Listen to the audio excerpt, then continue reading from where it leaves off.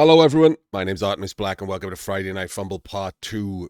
We had to split this one up due to my schedule being off this week. So I'm actually doing this on a Saturday morning. But I'm going to still call it Friday Night FUMBBL. It's technically Friday night somewhere. We did 2 matches in the last one, and one of them would have been a spoiler had we looked at the rankings. So we're going to be able to look at the rankings before we do the matches this time. So let's take a look how it's going. This is the end of the first month. We've had almost an entire month. Sadly, I've only played about 15 games myself. I will play more next month, I promise.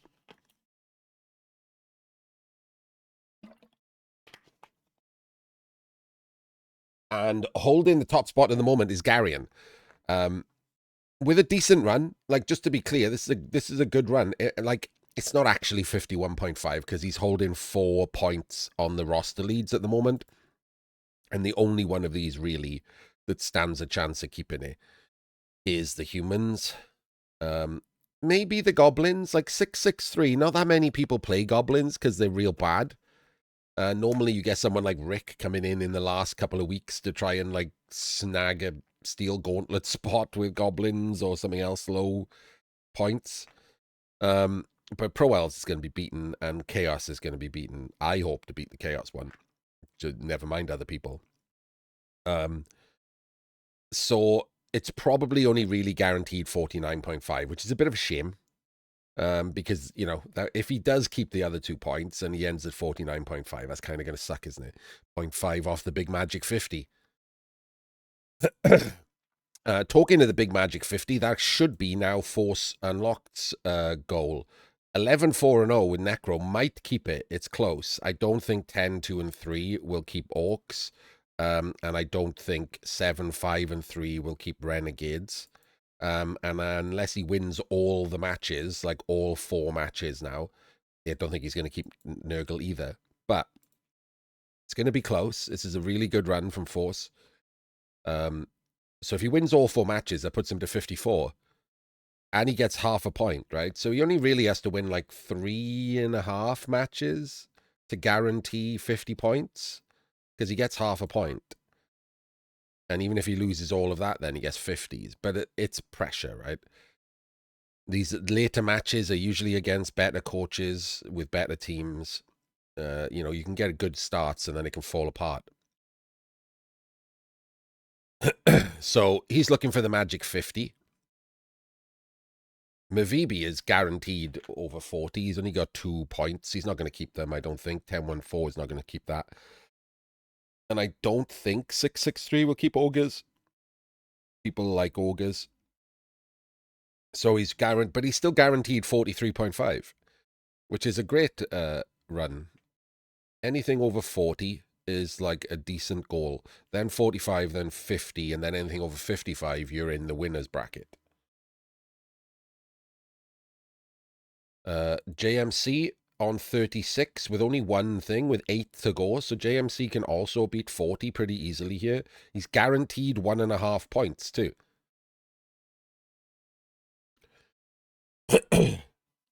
So if you take away the Black Orc point, which he's not going to keep, he's on 35. Guaranteed 1.5 points. So he's on 36.5. So with 8 games left, he's only got to get 3.5 wins to push him over the 40. So pretty tasty. So these two are kind of in the same realm. I would expect to see them roughly the same points at the end, which is nice. Both of them over 40. And up we got Jormungand there. Or, oops.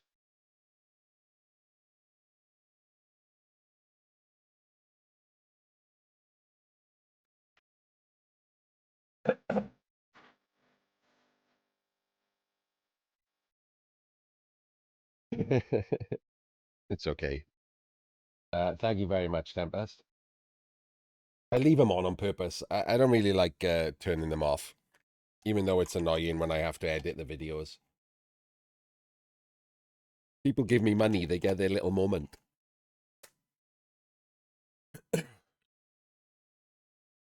I'll pay for it later with my time. That's fine.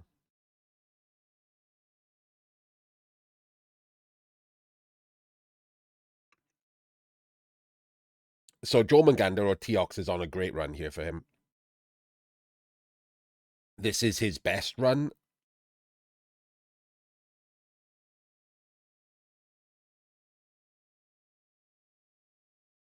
He has, if, as you can see, when you open someone's name, it opens their other squads. So obviously these nowhere near as good. For oh, this one's not bad. 14-12. This one's pretty good. But this one's a disaster. This one's okay. So not going too badly. Was trying to beat my fling record. Can't do it now. Suck a dick, Teox. So I think, so what I'm going to do for next week is I'm going to pull up the all-time records for the races, and we're going to have a look at them. I might even make a separate video about it, just to have a nose. Because it's something for me to do personally. I love that kind of thing. That really motivated me to continue playing in Blood Bowl 2 when everything else was boring. Was to try and beat the win rate records. So trying to beat the Black Box Trophy run records could kind of be an interesting motivator for me to play some of the teams I don't normally play. Because I love that kind of thing. So I'm going to make a Hall of Fame. I'm going to go through them all. The first couple of, I guess I should do this, right? If you look on the Black Box Trophy page, if you want to know that this is the team score. This is the overall team score. Mike the Machine with an incredible rat record of 15 points. But if you want to see, for example, how that stacks up against the all-time rat records, put Skaven. So that's just this season's rat record. And so 15 points is very hard to beat, right? So let's look at the previous ones. You can click 17 up here and just drop to 16. And now we'll see that the last season's top rats was 13.5. And there we go. Mushmal, 1401, 15.5. And in season 14, Tuga went 14-1-0 and got 16 points. That's going to be the record. And I know that's going to be the record because the only way to beat that is 15-0-0. And there's only ever been one 15-0-0, and it was on Norse. So that is the rat record right there. So the only way to beat the rat record is to go 15-0-0 with them. So maybe for every race, I'll do like top 3. Because we did top 10 on Blood Bowl 2, but there were a lot more coaches playing. So we'll do like a podium for each race, right? You can try and get like second or third or whatever. Oh, no, don't change that. 13 points, FX, 12. Oh, 12 was me with 15.5. I was only half a point off, so I guess I'll be joint second with the other 15.5. 14.5, 13, 14.5, 13, 12.5. The reason I'm doing this is because you'll see why I'm going to ignore the first few black box trophies. 15, almost there. 14, 14.5. And there we go, look, the first 3. So Black Box Trophy 3 was 25 games. And Black Box Trophy 2 was 30 games. And Black Box Trophy 1 was 40 games. So we'll ignore them. Those were like them trying to... This was over a year, by the way, look. 2017 to 2018. It was a whole year, this was. So this was I'm trying to like find the format. And the format that we play today started in Black Box Trophy 4. Wait, did it? 1st of the 10th, 2020 to the 30th of the 11th. No, that was 2 months. Okay, so we ignore that too. When did the 3-month thing start? This one. There we go. So season 6, right. We've established season 6. Season 6 is when modern black box trophy started.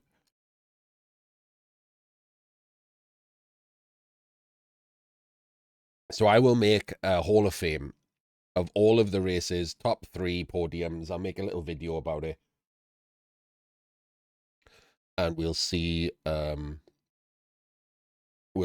if there's any motivation for people to try and get on those podiums. So if we go all the way back to this, you will be able. So the thing is, right? For example, currently Teox is top Old World Alliance with 11-2-2. Now that will hold up well when I go back through the scores because obviously Old World Alliance have just been massively buffed. Loads of the teams will have recently changed, so it'll be very hard to beat those Skaven records with modern Skaven. So, what about if we just start now?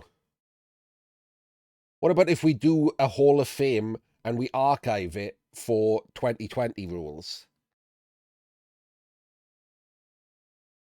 And that's just it. Those are the best runs ever. No one can change that now. And we start a brand new 3rd season Hall of Fame for the next 5 years. That actually sounds a much better idea, right? Because it is going to be kind of annoying if people want to get like the dwarf record and they got to play the terrible dwarves. So I'll make a nice video to talk about the Hall of Fame stuff, and then I'll keep track of the current Black Box Trophy Hall of Fame, maybe in my Discord or something.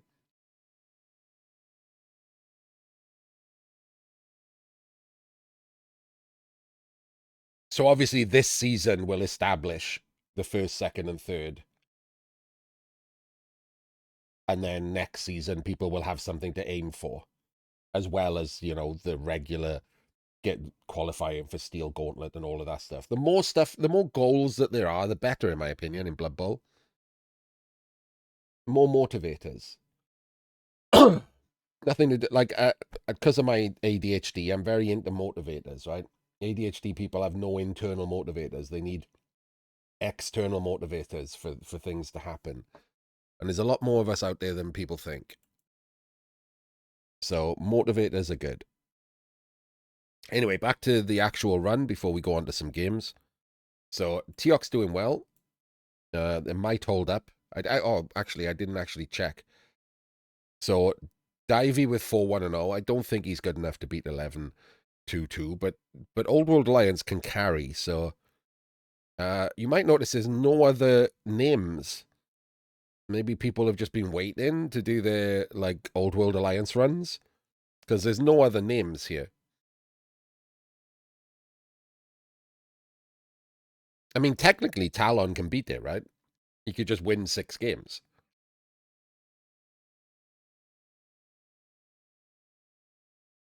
Because if he wins 6 games, he gets 6 points for that. That puts him up to 12.5. And he gets... Oh, wait, no, he equals it. Wait, how does he equal it? He gets 7 points. That's 13.5. Oh, yeah, of course. This is 1 win, 1 loss. So if he wins all 6 games, he would equal Teox. And then it would come down to the squad score.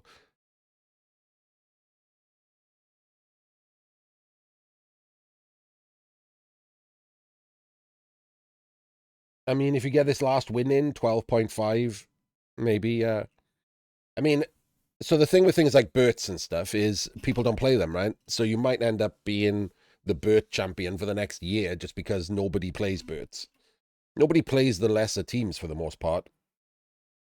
Or no one good, because you got to get 60 games in with your squads, and they're already filled with the good teams. So it's only people that play a lot of games that play the lesser teams, and I've only done that once. And you don't really get like Elyod and Malmir, FX, Nama. You don't really get them playing like, 100 games a month or something. So Chingis finishes in the 30s. It's about right. So Triple Skull is still on par, but he has now lost another game, I believe. 23-9-4. That's dropped down to 76. That is not good enough to win, so he has to bring his win rate back up from that. But he's totally capable of doing it. He's probably got the Nurgle record right there, 11-3-1. But it'll be tight with Nurgle. It's a good team. You've just got to get past the first few games. 7-2-1 for Amazons is great. He's not going to get the Orc record. He'd have to win all of them to challenge. And the Snotling record is already pretty rough with 2 draws, but he could go on a tear. Loutra Hammond, no points. Has 13 games left, so probably isn't going to take over 40 points. Dan's got 22 games left, so could definitely take over 40 points. Wilkin is the current leader in the winner stakes. This is Wilkin's run of his life. Like, Wilkin is a good player, but he's never had a run like this. And this is what you need to try and win a competition like this. You need a run above your normal level. No, and that's for everyone. As I've mentioned, I have the highest win rate on FUMBBL, and every single win rate for the last 7 black box trophies that have won considerably higher than my overall win rate. The minimum win rate to win in the last 7 was 79%.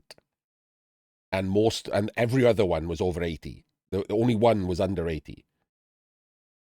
So an 80% win rate is well above anyone's standard here.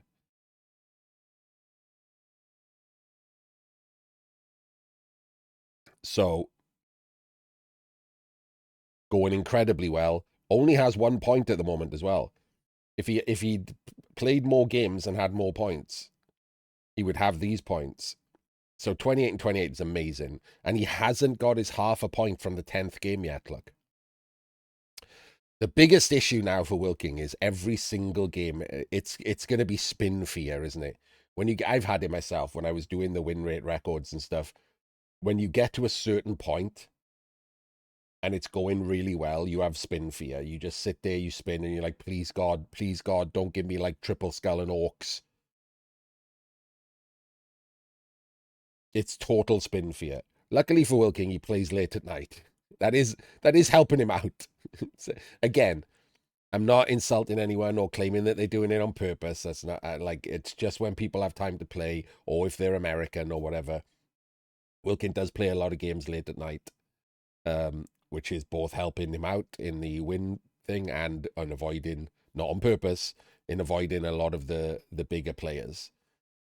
But you can't avoid everyone. There are some bigger players overnight. Bazakastine plays overnight. J-Leaf plays overnight. So you are going to get some. And of course, you can't avoid a dice in forever.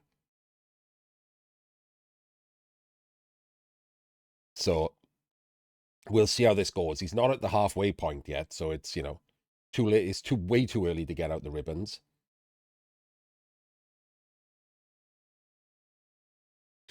Next up, we have X-Wing. And look at this, 23-4-3, a fantastic run. 8-0-0 on Orcs. 8-0-0 on Orcs.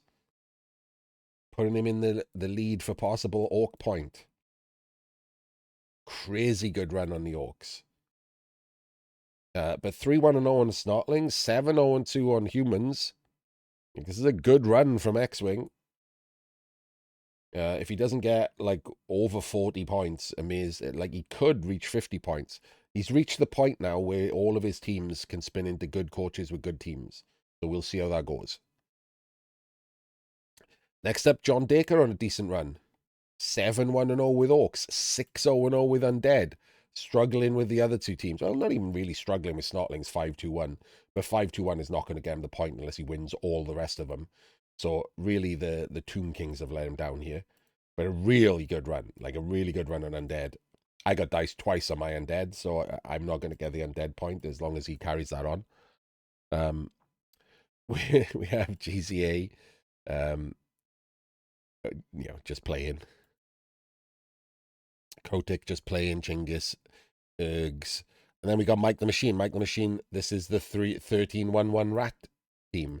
but he's already lost 2 on his humans, and he's 1-2-1 on his necro, which is, you know, shitting on his rat run, sadly. So he's 17-4-4. But 17-4-4 is a solid run, right? Mike is a top-tier coach that's just been not playing for a bit. 76% is a great win rate. It's the same as Triple Skull, but he's down at only 25 games played. Anyone else doing well? Juggernaut doing better than usual, I think. Case 15-5-5 is totally acceptable run. Spinball 13-17. There we go. Bazakastein's best squad. 16-1-1. Better as a win rate than Wilkins.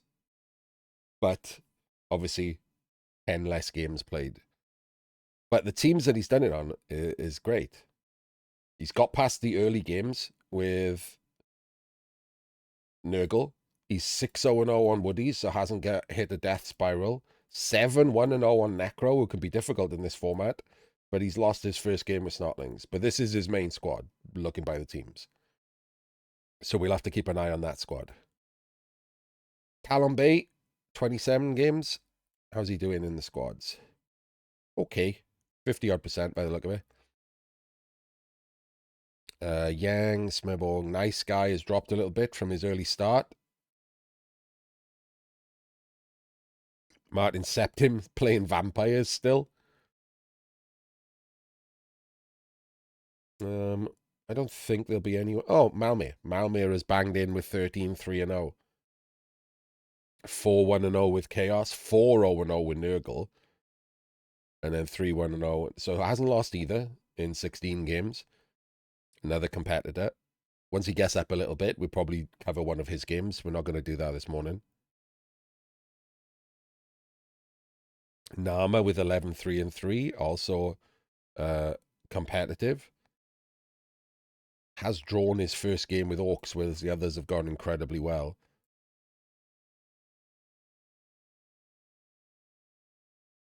And that's pretty much it. Oh, no, wait. Sideshow Bob at 9-1-2 and Doc Lystria at 10-2-1 and Eraser at 10-3-0. 3 great runs together there. All, like, capable of challenging. And J-Leave down here with 10-1-1 is a great start. It's his main team. He's 5-0-0 with Orcs, 3-0-0 with Nurgle.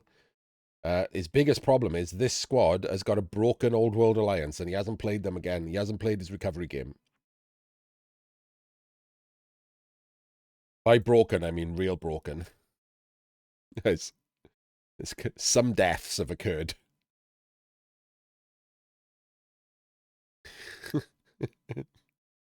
His human thrower is dead.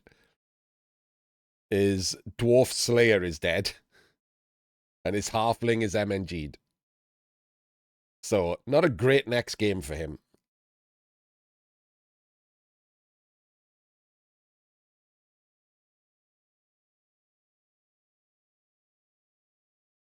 But, again, I'm not going to bang on about it every time, but it does matter, right? Because some people who play in the days might be wondering how, like, you know, how do I beat that?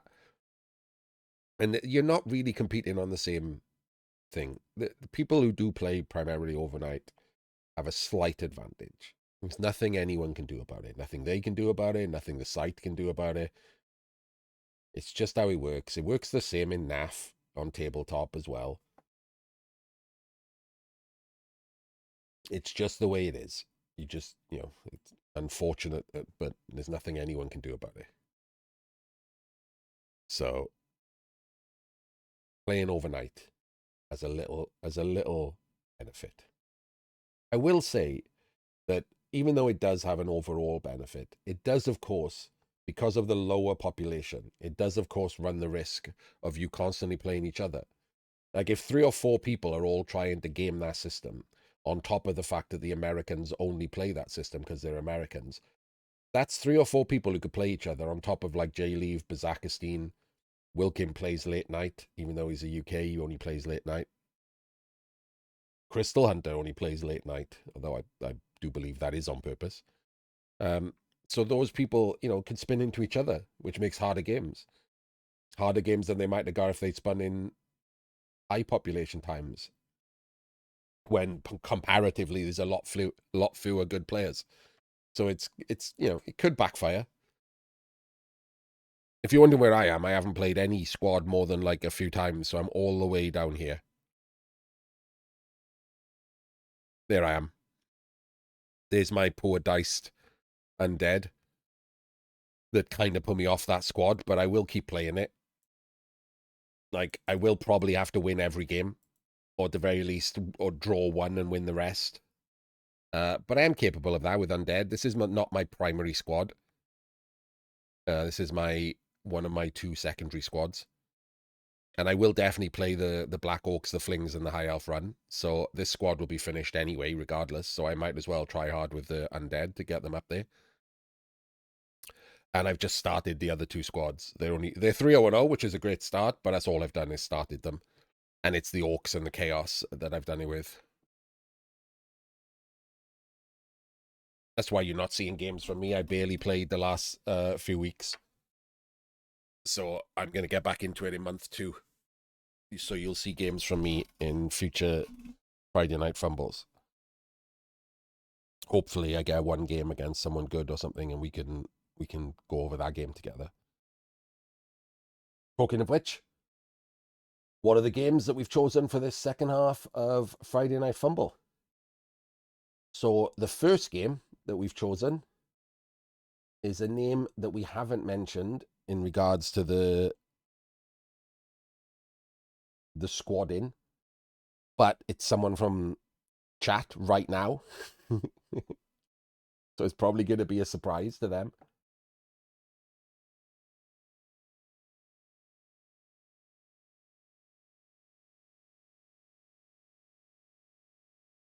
Let me wait for it to load.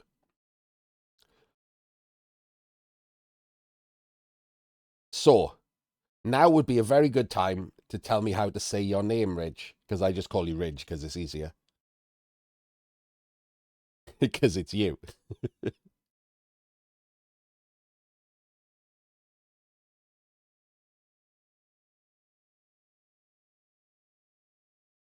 I might have already asked you in the past and forgotten. Is it meant to be Rye and not Ridge?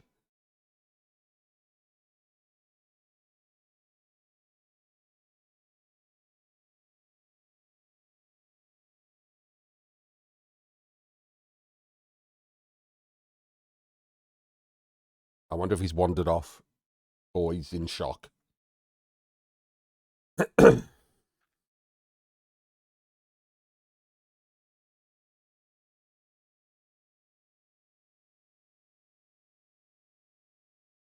It's just Rye C. The J at the end is irrelevant.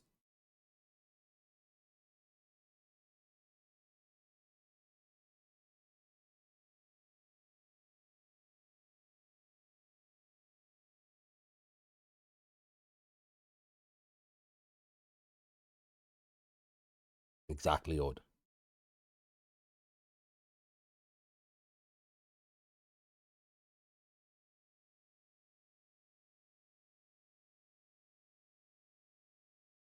Okay, then it's Rye C. I'll call you Rye from now on, not Ridge.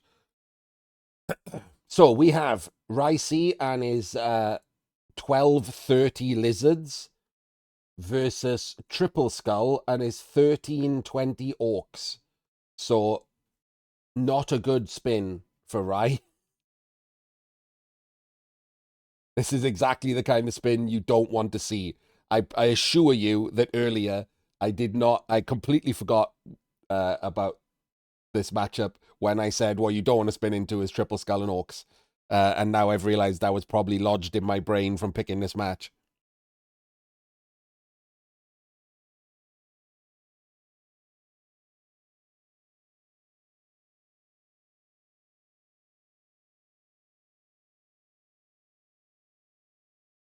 Yeah, I get that, but like it was the end more than anything else. I guessed that it was probably Rye, right? That's why I asked.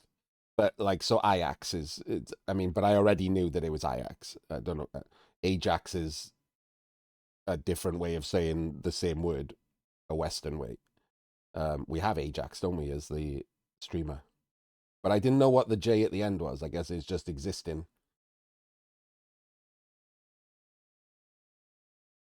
So we have 1230 lizards. We have all the Saurus, which is good. 2 have block, which is good. The other 4 rookies, which is bad. The Crocs has guard. And we have a leader chameleon. So here's the thing. In 3rd season, in this matchup, lizards can bully orcs.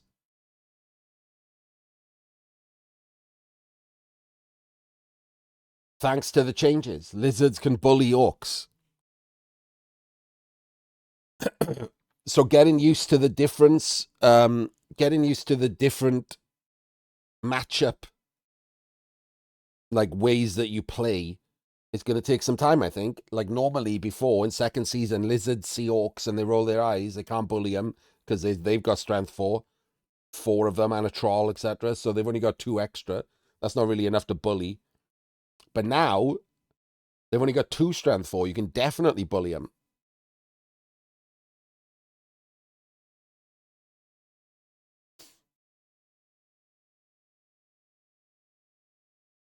And talking of the orcs, we have guard on the troll, block guard on one big un, block on the other big un, and for some reason, Triple Skull put team captain on a blitzer, which I hate, and has guard mighty blow, no tackle, and the only tackle is on the guard. So I don't like the way the Triple Skull has built this team at all.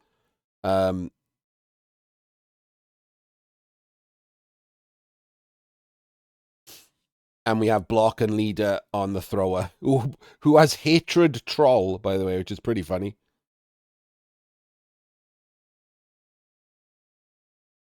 Yeah, the reason, for me, the main reason for going team captain on the big un is because for the first X games, you don't have block. So it helps with 1 in 9s. And then when you do have block, it helps with knockdowns to utilize the mighty blow. It basically helps from game 1 on important things. I don't really know how it synergizes with a blitzer. I'm not seeing it.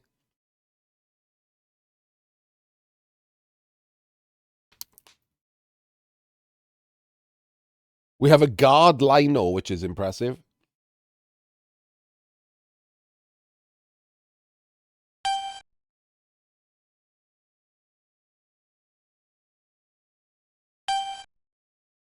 So he just stands in a line. Yeah, because a Brawling Brutes putting Mighty Blow on the blitzers levels you faster to guard. There's not a lot of, there's not as much guard around as there used to be. So it's not like a guard race. It's not the first to 4 guard or whatever.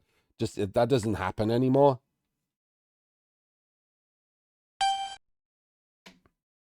So good enough setup, I think, in my opinion. Needs these guys. I'm not entirely certain who's blocking who. Blocks in the middle.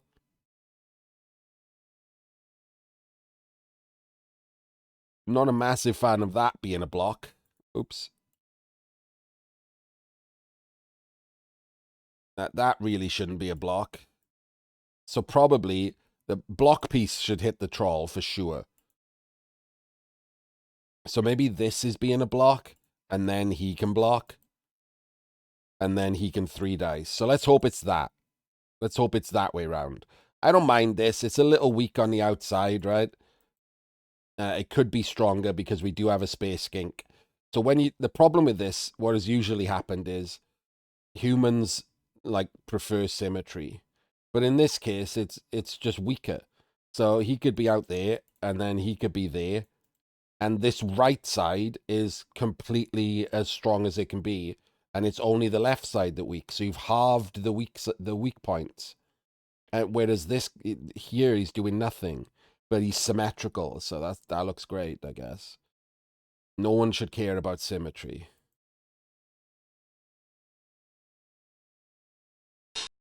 Oh, I forgot to find out what it was. So we had Nuffle's Praise. And we had Under Scrutiny. So the Black Orcs, sorry, the Orcs can't foul. Foul in Frenzy, so you can foul. And Throw a Rock. Once a game, at the start of any turn, a randomly selected opponent on the pitch gets knocked down on a 4+. So you pick when to throw a rock.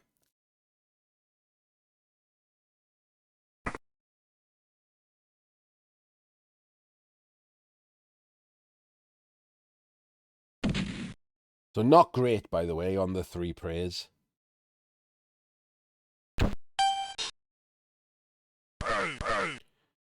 Okay, so we're already doing this wrong. We blocked here, which is just wrong. And we dub sculled. So we've burnt a reroll. But I hate this because I don't understand how the rest of it's going to work now.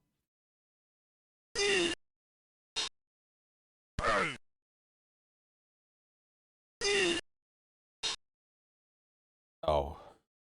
Right. So we absolutely don't do this. We 1,000,000% don't do this. This is a disaster on a 1 in 9. We give up all the momentum that first turn gains. I get it. Like, he's got Mighty Blow, etc. But these are all orcs. No one should give a shit about Mighty Blow hits. We should be playing safety. So even if we are going to do that, which I don't recommend, we should blitz first because we've got Juggernaut. So this is bad turn ordering, bad choice.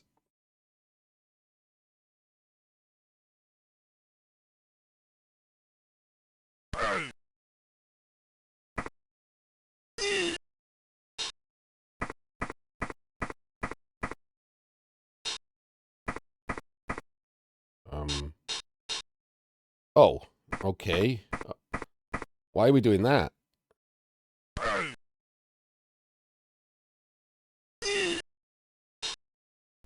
Okay. Little strange. I don't really know why we've done that. Putting the guard on the guard, I guess. Putting the guard on the Crocs, I mean. But that just means there's double guard on the Crocs now when they stand up and an assist. So he can 2-dice the Crocs really easily. If he wanted to.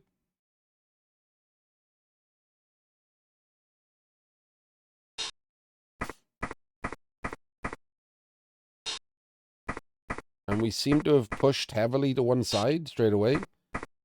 Okay.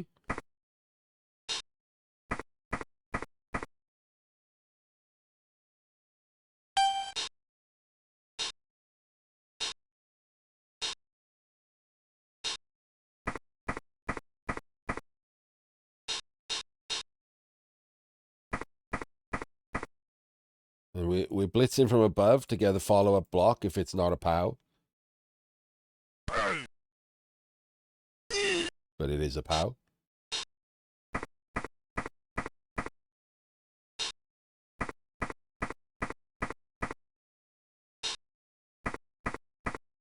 And he gets a 2-dice there. Just a push, though. Okay. So, someone needs to hit him. And if you're going safe, it's this block piece. That gives him 2 dice on him. And then we're out to block, so we have to blitz. That's Juggernaut. We pick our blitz target. It's probably this guy, the team captain. And all of the skinks go back over here. There's no rush to move up the pitch, right? It's totally fine. He can't foul. You can even just leave him on the floor until he walks away from him because he can't foul because of your Nuffle. So you don't have to stand him up. You don't have to take a hit. Oh, what's happening? Okay, so the problem we got here is this is a block. So Juggernaut doesn't do anything, so it's a 1 in 9. You've also got Taunt when you hit him. So if it's pushes, you have to follow.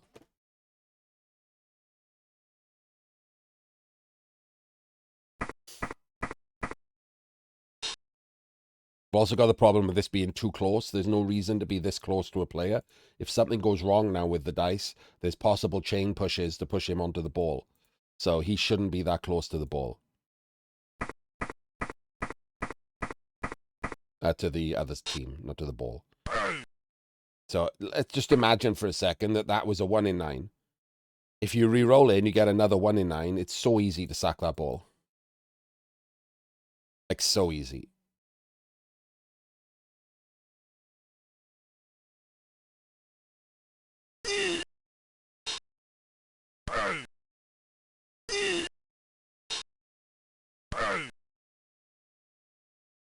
I mean, it was wrong anyway, even without taunt, because it doesn't have block. So when you do your turn ordering, the first thing you should do is who's just standing up, who's moving, etc., who's not waiting for the result of any dice. Move all of them, do it all. Then decide your blitz. Who's the blitz? Then decide if you're going to blitz or block first. Your order should be in terms of safety. So blocks with block should come before blocks without block. And essentially a juggernaut blitz has block for the blitz. So those should all happen before you even think about taking a block without block. That should never happen.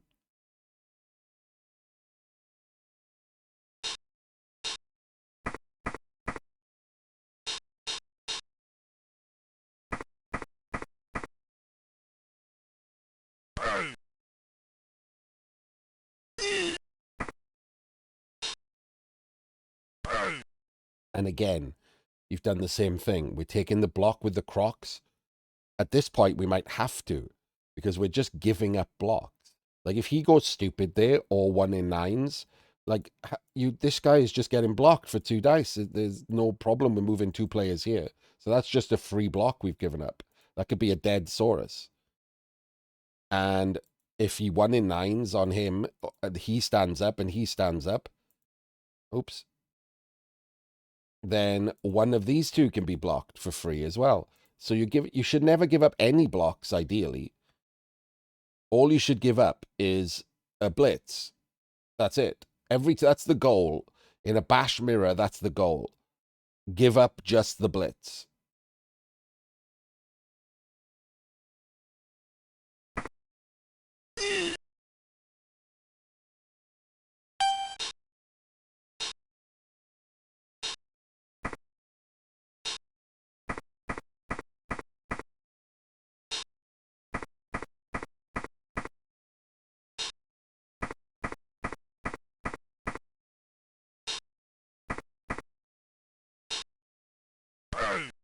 There's the first 2 dice block that didn't kill a lizard. There's the blitz that didn't kill a lizard. I think he screwed that up, didn't he? I think he thought that was going to be a 2 dice block.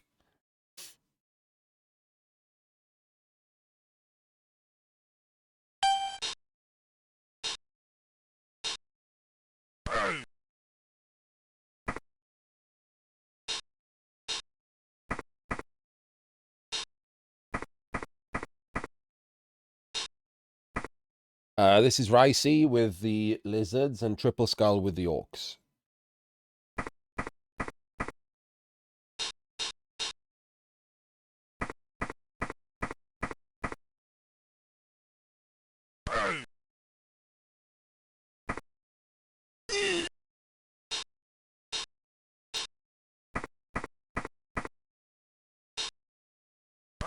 And again, it's the same problem. That's a blockless 1 dice. And the skinks are very close. This guy's just been abandoned. So if he gets powed, this guy can come around, start attacking the ball, blitz a skink. Remember when I said at the start, the lizards can bully here? To bully, you need to be on top of where you put players. You've eaten a lot of blocks and you've survived by rolling some 1Ds. The Crocs hasn't boneheaded yet and has powed, and armor broke his guard. So we're surviving at the moment on a little bit of luck.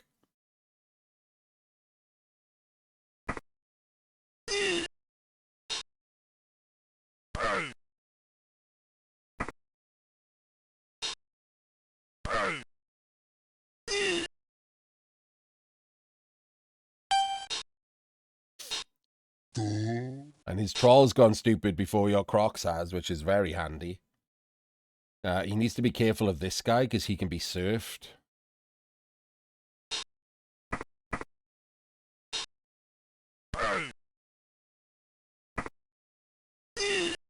Crocs doesn't get stunned. Lizard gets removed, so advantage Orcs now. And this is what the problem is, right? If you and it's a block one too. It's really horrible to lose a block one. So giving up all of these blocks, that's what's caused this.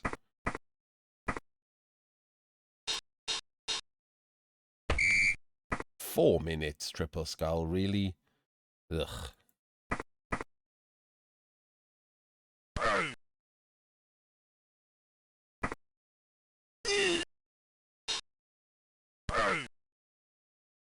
Can't get surfed anymore.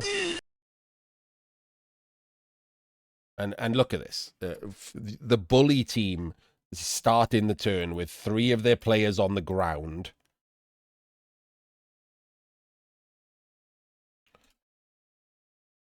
Now? No, I'd be worried about the fact that I'm not going to score at all because I'm getting out-positioned every turn.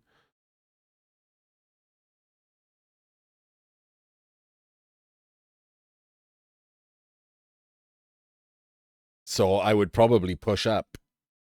I'd blitz here, hope for the POW, and if I do, come around, and then move the ball up, and move the skinks up,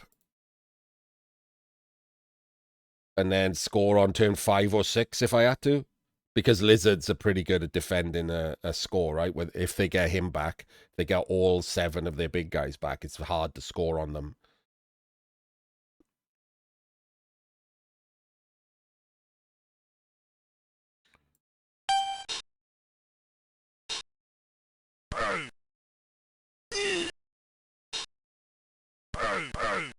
We didn't blitz. We just blocked. So now we're down to 1 reroll. We should absolutely have blitzed there.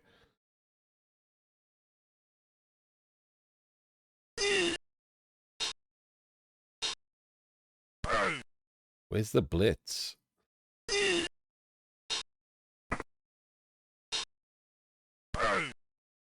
What? We've moved the ball up as an assist.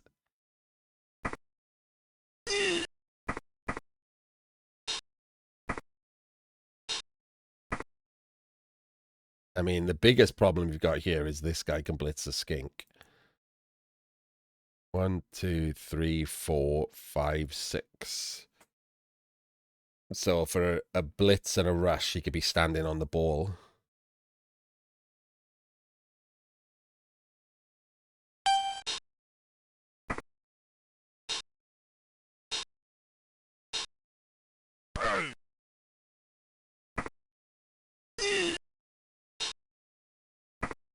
Yeah, there's not going to be a Saurus to blitz him off. There might be a Saurus to blitz him off.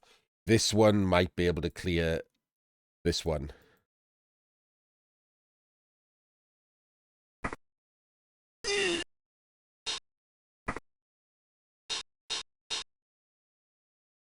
Oh, okay. I think that's a mistake from Triple Skull. This might be, cover your ears, right? This might be the case of a player thinking that the other player's bad, and so there's no reason to try and pressure or anything, risk a snake on the rush. Because so far he's obviously very much outpositioned him. But I think he's going to find, unless he moves Mr. Throw to there, he's going to find that this is a problem for him. Because this is a block, and then this is a blitz, and then the skinks go up the side. So unless he moves Mr. Throw over there, this will be a mistake. Also, unless he covers the left properly, even if he covers the right properly, if the troll doesn't stand up or he doesn't, oops, got it again, and he doesn't move over, all four of the skinks can bugger off over here. And at best, you're going to have like a ball base, and he just 89% away.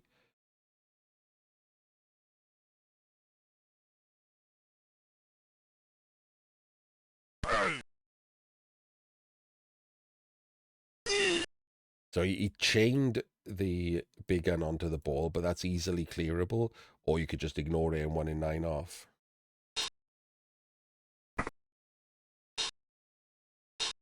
No, it's not a bad blitz. It's just, it's a safe blitz, right? He could have ended up on the ball with the guy who blitzed, but instead he chained onto the ball. So he has got someone on the ball, but now there's no one really on knees, right? So if you wanted to risk the 1 in 9 dodge with the ball carrier, you can score. So he has gone there. So now everyone's going left. He hasn't got enough players left to cover. He hasn't covered the left. Whereas this guy blitzing here and coming there would have covered the left by himself.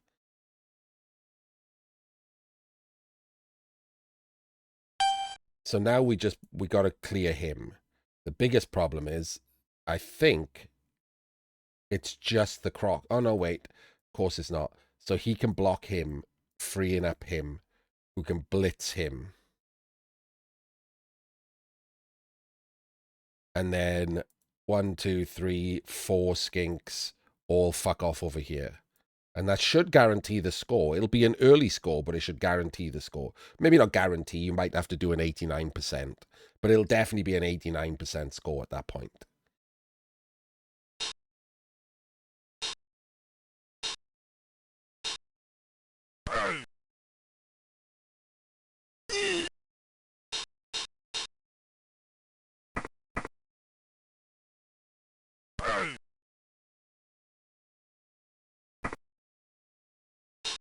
I would have probably preferred to push to the right, push everyone to the right, rather than push him up to the top.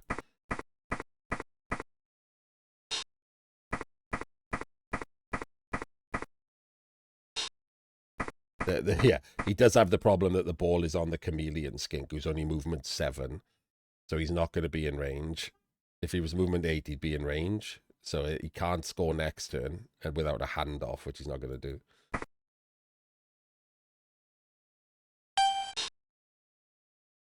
So this is almost guaranteed now to be a 1 in 9 away. You're probably not going to clear the whoever's basing the ball here. So this is going to guarantee. So it gives the triple skull 11%.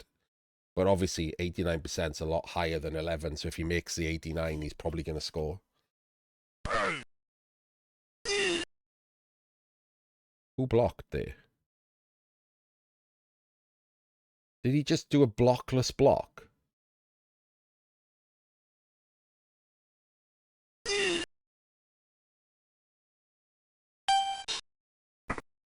Oh, I'm stupid. He did do a blockless block. I don't think he needed to do a blockless block, did he? Oh, he might have done.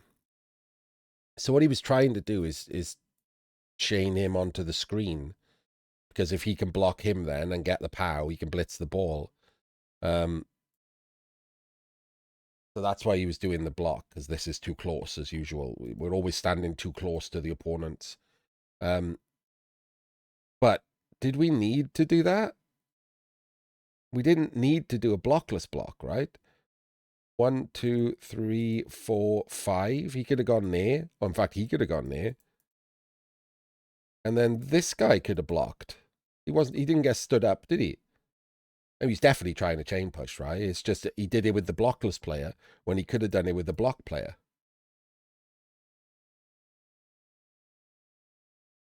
And if he'd rolled a 1 in 9 there, he knocks him down. So this guy has 3 assists. And he only has 2 counter assists. So he could have done it with him. He just have to fill this square. So he's screwed it up.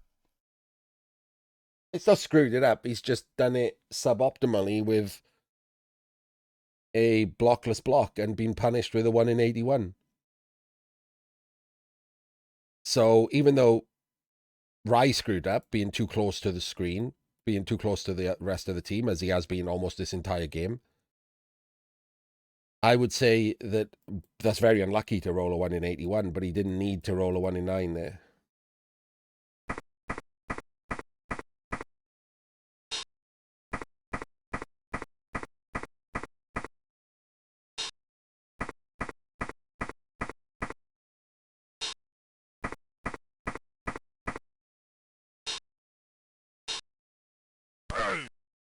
And again, we're opening with a blockless block. You just saw him 1 in 81. Ugh. Why isn't it a blitz? Why are we not? We've got Juggernaut on all these Saurus, and we're always blocking with them.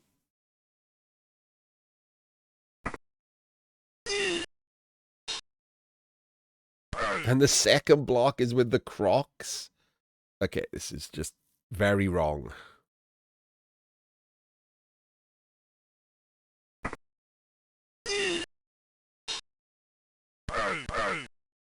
And we still haven't blitzed, and now we've 1 in 9, and we've got no rerolls left.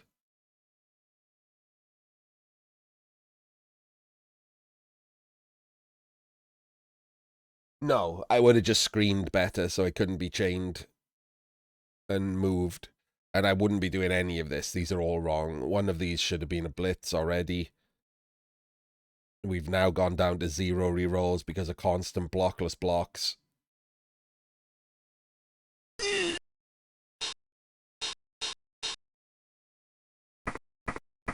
And that, I mean, this blitz is absolutely irrelevant, isn't it? We've just worked out that we don't have a 2-dice blitz anywhere else. So we've just gone and blitzed there instead. I mean, one of the others should have been the blitz because we should have worked that out already. And then he should just move somewhere better.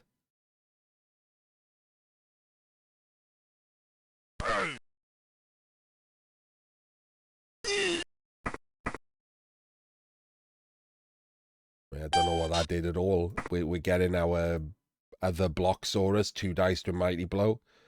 Because why not?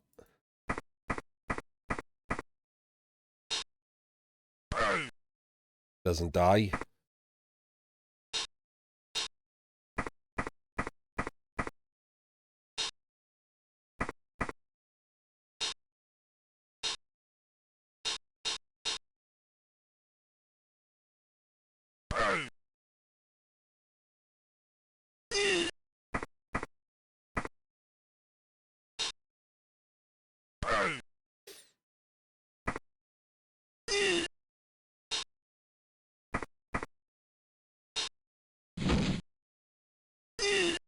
Alright, we've got no rerolls, so we just score. Well done.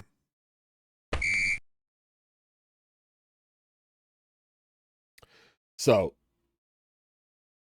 the best defense when you've got a full team, which he has because he just got his Saurus back, for a short drive is simple columns on the aggressive line to back up these two players. Simple columns. Saurus in front, Skink behind. Best defense.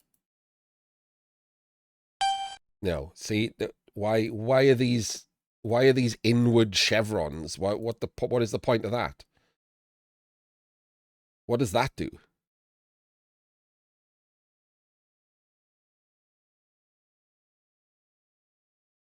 Is this just something you've seen somewhere?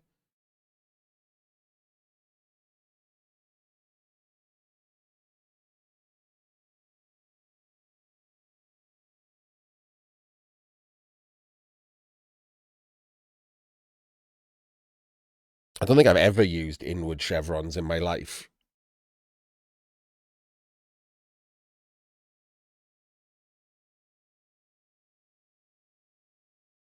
I guess there might be an edge case if this guy is like blodge step or something on the outside.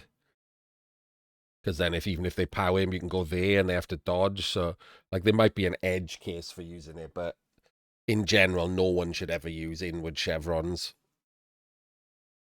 They're next to useless. So all of these skinks should have been in columns.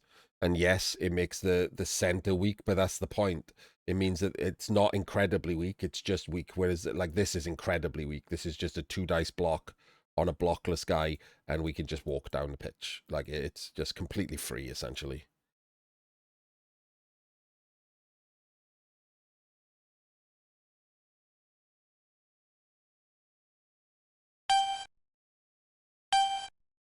So as you can see, that's exactly what he's doing. I don't know why he's back there. 1, 2, 3, 4, 5. He's going to be the assist. 1, 2, oops.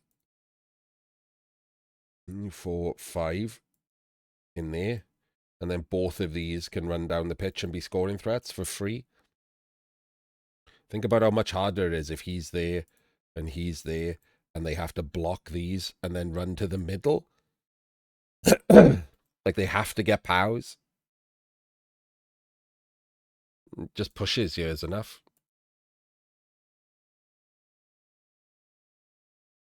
Someone gets dodgy snacked. I don't know who though. That's definitely an orc. Oral Trollwing.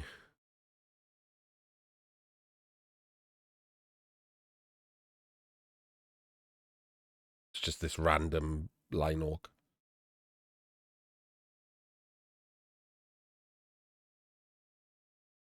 The center is weaker if you put columns in, right? But like you just saw what I talked about, right? This means that these are just completely non-existent. Like there's a difference between like if you rate things on strength, like if these go to the columns, it makes the center go from like, 9 strength down to like 7 strength. But if these go where they are, it makes the side go from 10 strength to like 1.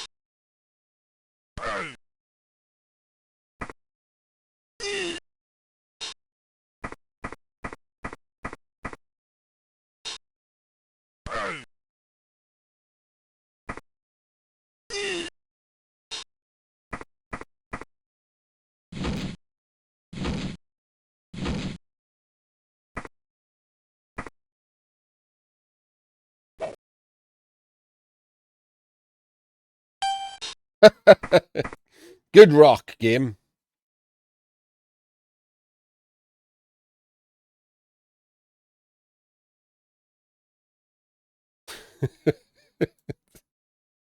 It was a pretty good guy to accidentally have picked us, but or to randomly have picked, not accidentally, but unfortunately, doesn't matter.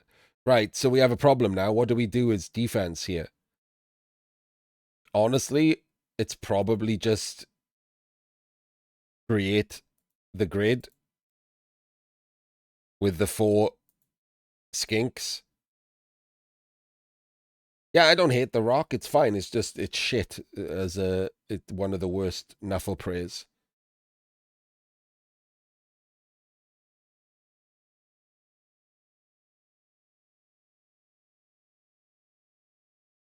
So we create the grid with the 4 skinks, and then I guess we dodge a Saurus.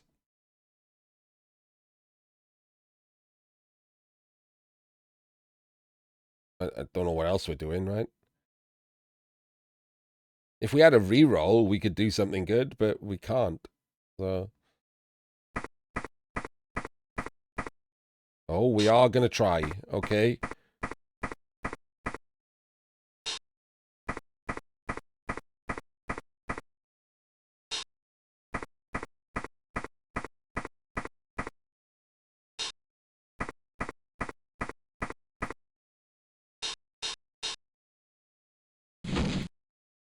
We make the 5.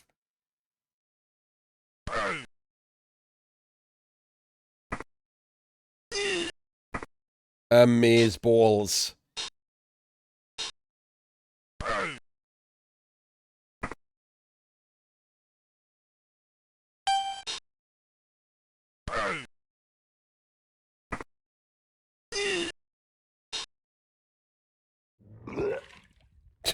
Weird.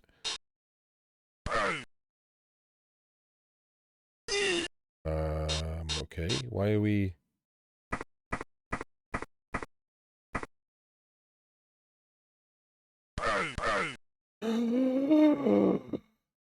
He re-rolled a push because he needed a POW and got dub skulls. I don't really know what he was doing, if I'm honest with you.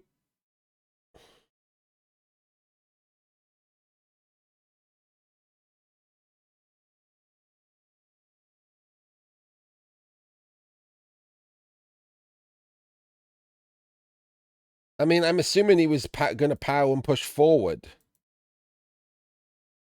But 12, 11, 10, 9, 8, this guy has to go directly forward. So I don't know how he scores anyway.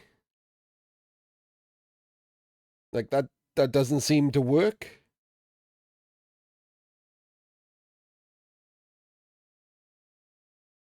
Did he say he screwed up? Are you like passing on information from a game chat or something?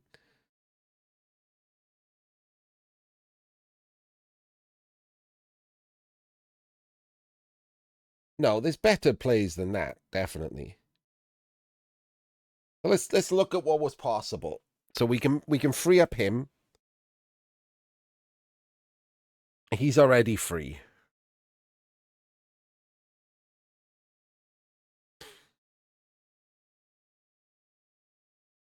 He has no lateral movement. He has to go to that square or that square. Oh, yeah, don't don't guess. So he has to go to that square or that square. So the goblin has cleared a square. So if he has someone down in one of these two squares, he can jump him.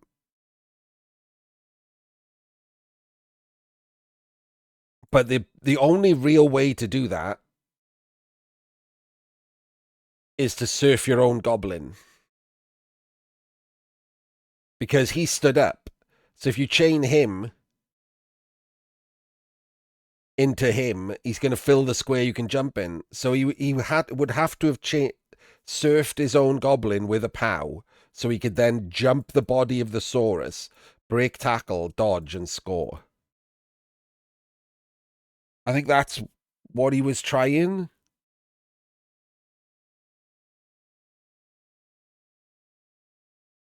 I don't know if that's the best. It might not be the best, but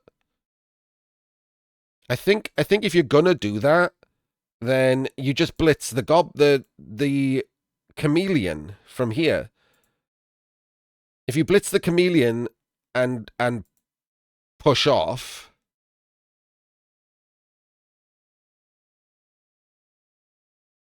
you can jump the body of your own guy without having to stand him up.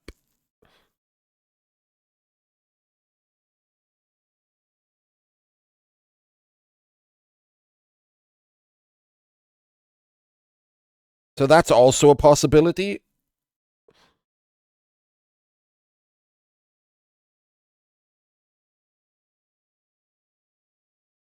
You can't make it a 3 dice, and if it's only pushes, he's 5 plus jump in. But then the break tackle is fine, and then a dodge and a double rush. He's got 2 rerolls. If he gets a full POW, he's glorious, isn't he? It's a 4 plus 3 plus 3 plus. So probably you do that.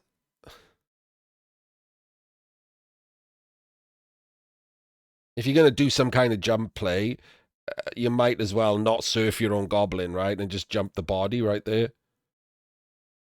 That's like looking at it, that's probably all I've got. No, if he gets pushes, he's landing in that tackle zone as well.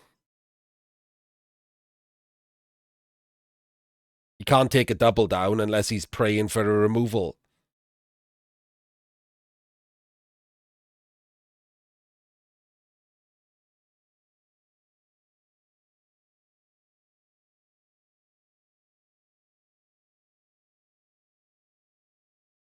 So it's kind of an interesting puzzle. I think that's probably the best play. Blitz him.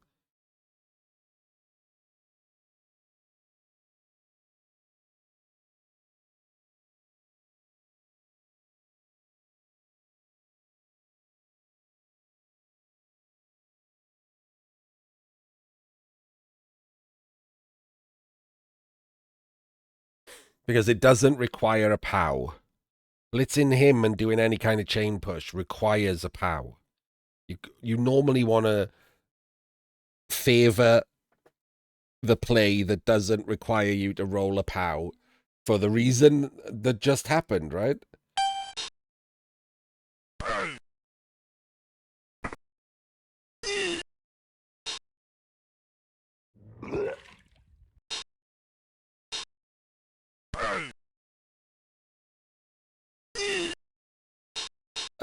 He could also have hang on, he could also have just followed there.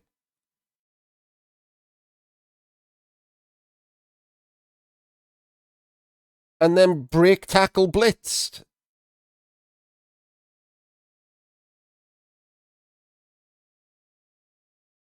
He's got tackle.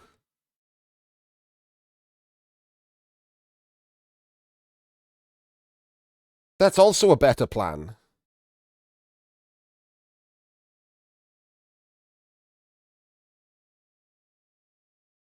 If he's out of the way, we break tackle to there, 2 dice him, needing the POW, and just run straight down. And if you don't get the POW, you still can try and dodge through the tackle zones. So that might even be better than trying to do the jump. Both of them are definitely better than whatever the fuck this is. Because all I can think of here is he's trying to POW, surf his own goblin, and jump into 2 tackle zones, and then dodge into a tackle zone and dodge out of a tackle zone. That's definitely worse than either of the 2 plans we came up with.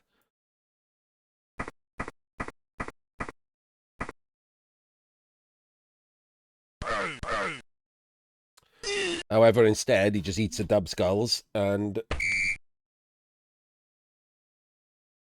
Rye loves life.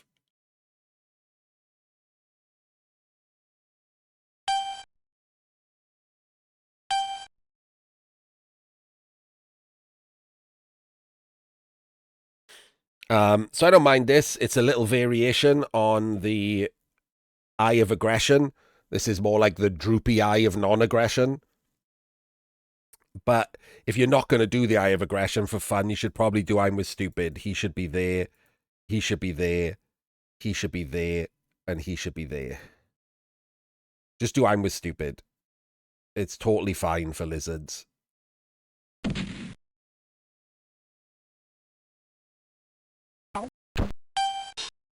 Could also have done cups.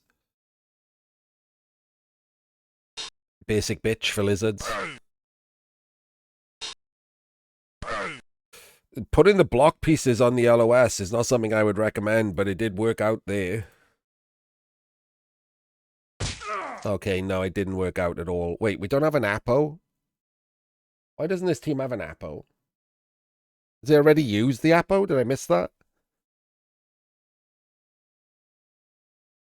Okay, so we've lost a Blocksaurus, which is a huge problem.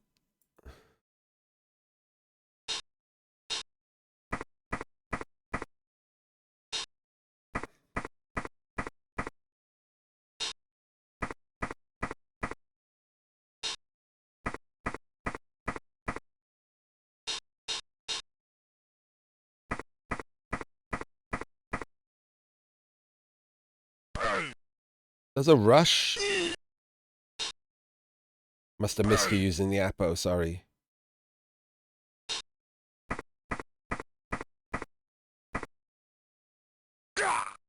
Knocks his own player out. Well, that's impressive.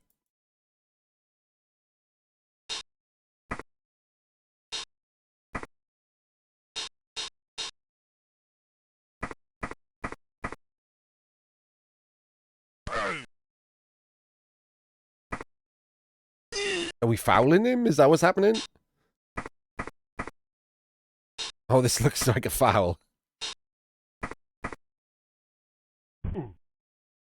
Gets the stun, no send-off. No send-off is delightful.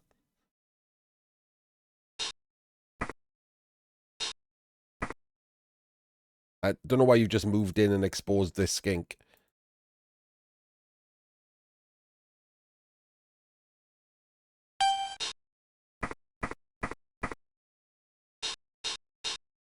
Oh, okay, he's blitzing the Saurus.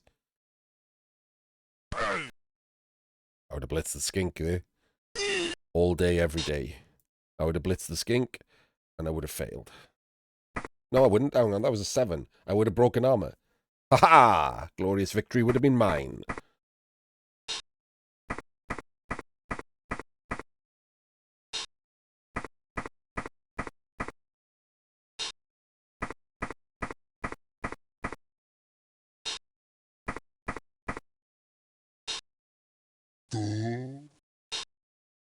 Okay.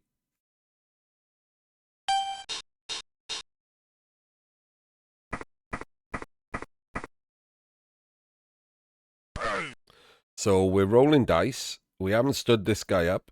Are we not going to stand him and take this block, the 1 in 9? I don't hate that this time. But we'll see if you do that.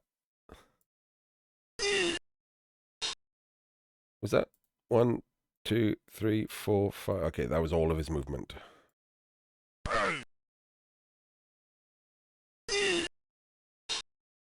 And then we stood him up. Okay, that was a blockless block. So bad turn ordering.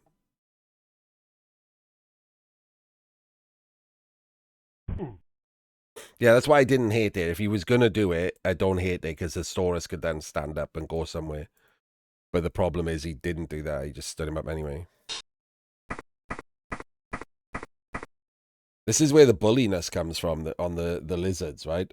So he's even lost a Saurus, and it's still rough looking, isn't it? He's out of the game. He's stunned.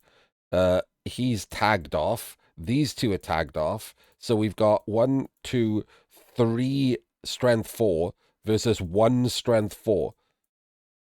And the ball. Like, we've basically, all we've got free is a cage. Which is pretty bad if you've got 3 Saurus smashing into it. So this is what I mean by they're the bully team now. Like, this is real hard for the Orcs, even though they've just removed a block Saurus. It's still super annoying to play this drive. Lizards are just good. Just the amount of strength and speed on lizards will always keep them being good. They'll always be a good team.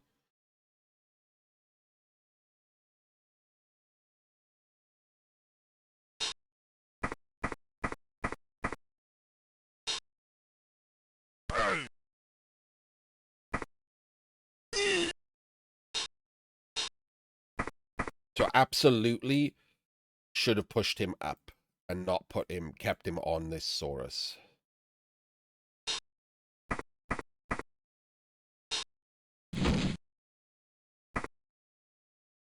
Yes, you don't have to worry so much about the 1 in 9s. Your blitz is almost always safe. 35 out of 36 times your blitz is safe instead of 8 out of 9.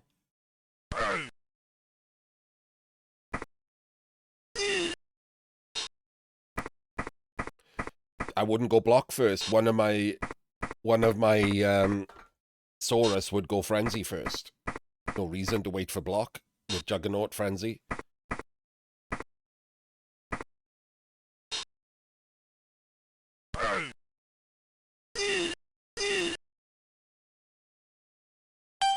Almost kills himself. Does get the stun on him.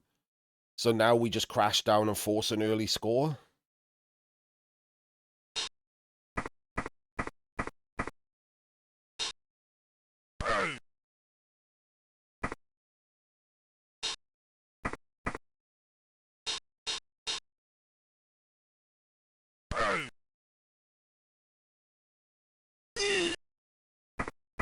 Oh, okay. I thought we were going to blitz there and come around the back.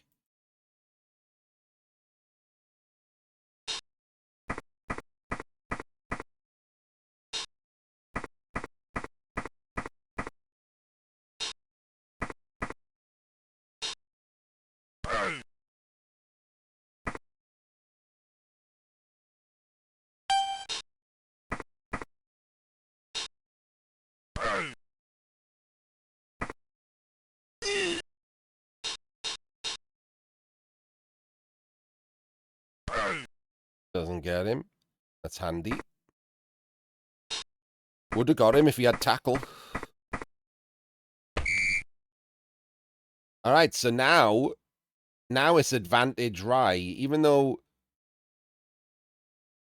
Oh, the apple was used on the Kaz. That was so confusing. That's what it was. It must have been a badly hurt. That's what it was. I missed the apple being used. There's no noise or anything associated with the apple, so sometimes you just miss it, scroll past. So I was going to say, even though he's lost a block source, but he hasn't. He appoed it. That's what the apple was. My bad. So we've got a full 11. So, and 5 turn? Yeah, 5 turn. Yeah, it would be nice. Bucky.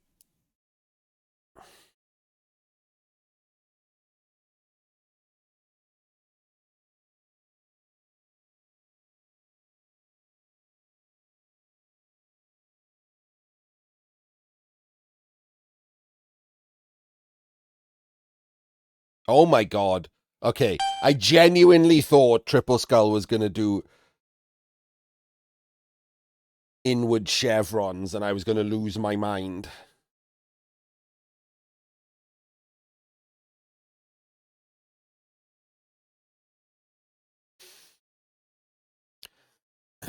So, we blitz him. We block him. We block him, and then we run through here.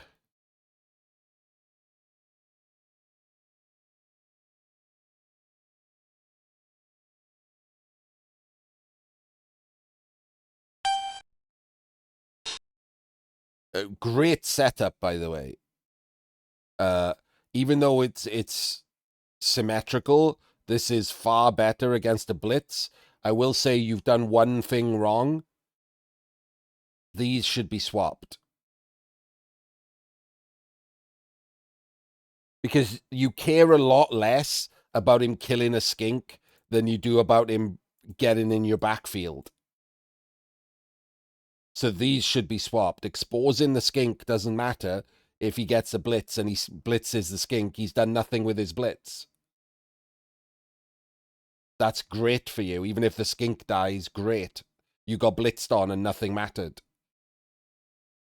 So these two are the wrong way round.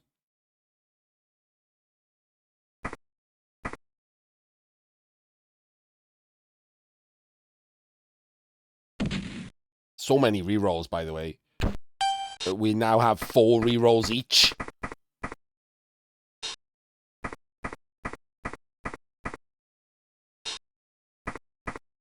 Oh, okay. Right. We don't need to protect the back of the cage from invisible players. I talked about this the other day. Who are we? Who's blitzing the back of the cage here? The movement 9 blitzers? He is just better stopping anyone getting to the ball. Ideally, by the way, I would just put him there and blitz one of these big ones, but this is useless.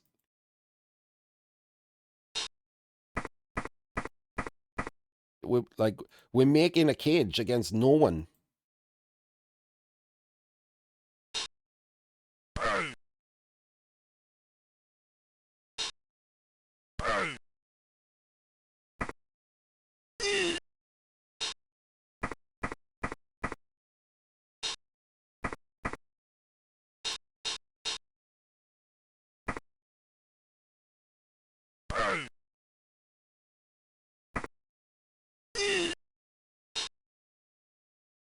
Amazing pow from the Crocs. Oh, amazing pow and removal. Draws the Apo. Amazing, amazing block from the Crocs, because that could have been an absolute fucking disaster. You kind of had to do the block because of the way that you set up, so... And he's just had a glory turn there. For some reason, we don't move this guy. Why is he still standing next to this guy? Are they good friends? Are they more than friends? Oh, this, yeah. You get taunted, yeah.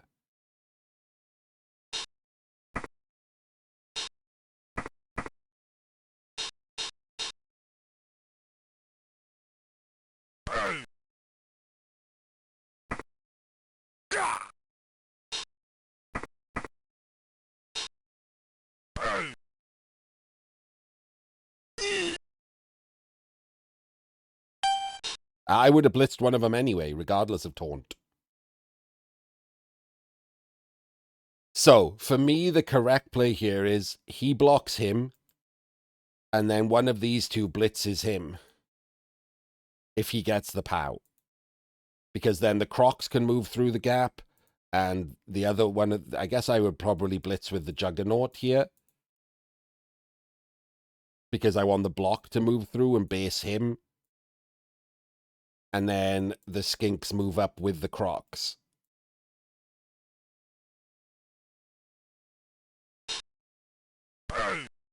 Okay, now we have to change plans.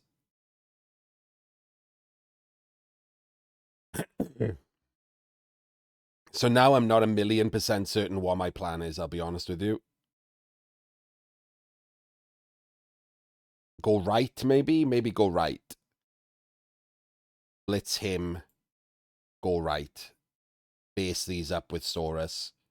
And move to the right. Leave these two.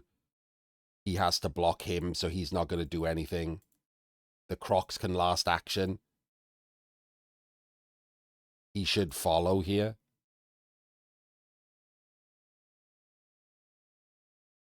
But he doesn't. Oh, we're blitzing over there. Oof. This is going to be a taunt again. Let's get the POW at least.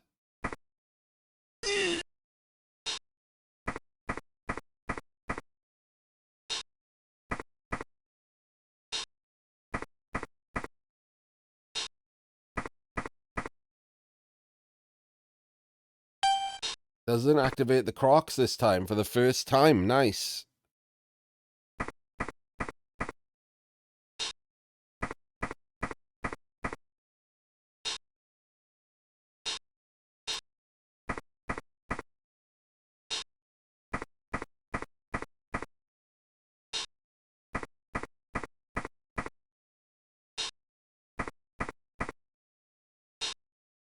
This is bizarre.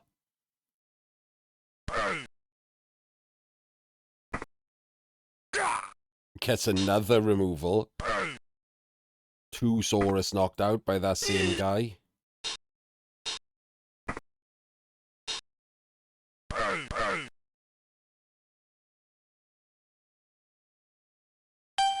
Okay. So we blitz here. 1. If we get the POW, we follow. 1, 2, 3, 4, 5, 6, right? 1, 2, 3. Yep. 1, 2, 3, 4, 5. He did argue the rerolls. 6, 7, 8. 1, 2, 3, 4, 5, 6, 7, 8, 9, 10. Double rush after we put the ball there. Now, if we're going to double rush, this one should be there first, right? Then we do the others. Then we dodge this one and come round as well. And hopefully one Saurus and all 4 Skinks are over here. That's your only hope at this point. You've been banged out in the middle. You've got to make a break for it now.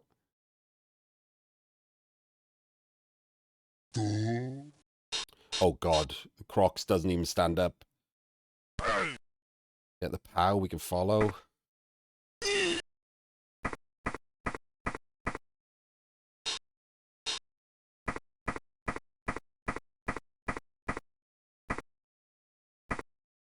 Okay, we don't snake there. We haven't moved the ball yet. We should probably be moving the ball already. Please stop doing rushes with people who are not the ball. Oh, we're doing a handoff because you've just put him in range. Yeah, okay, we couldn't do it with him. I mean, a handoff is 1 in 9, but it is safer to 1 in 9 there than to 1 in 9 the dodge with the ball carrier. So I don't hate this plan. I don't love this plan, but I don't hate this plan.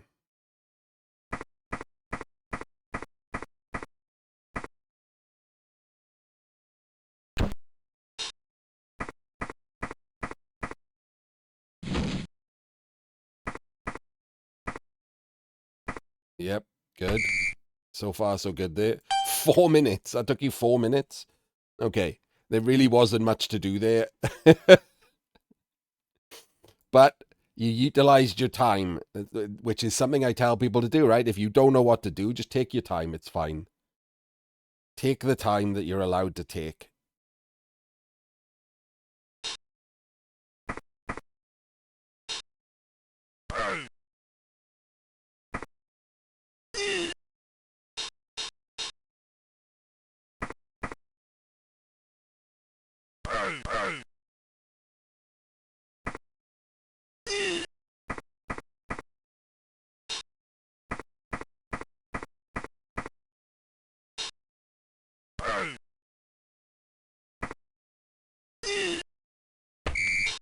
Oh, God.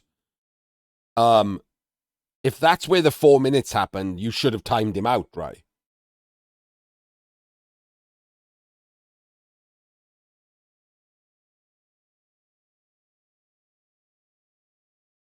Unless he asked for time or said, be right back or something, you should have timed him out.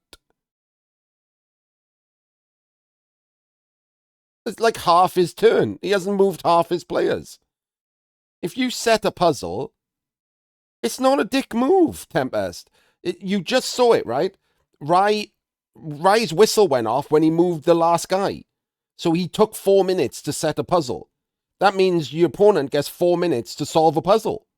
That's how it works. Otherwise, it just breaks down.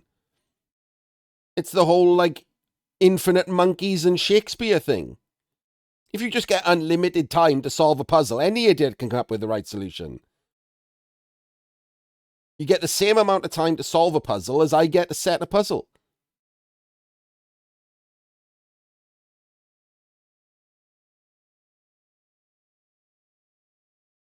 The only time I don't time people out is when they're clearly brand new. Yeah, exactly, X-Wing. I did say that at the start, right? If he'd said be right back or something, then you don't time him out, right?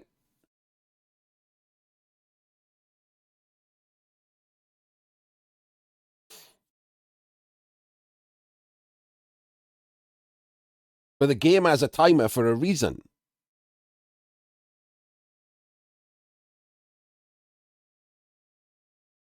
No, the last two play, like the last player could be the sack on the ball, Tempest.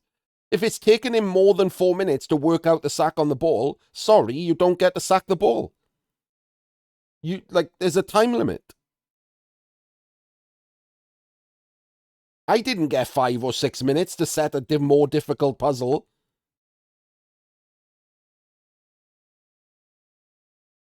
So you get the same time as me.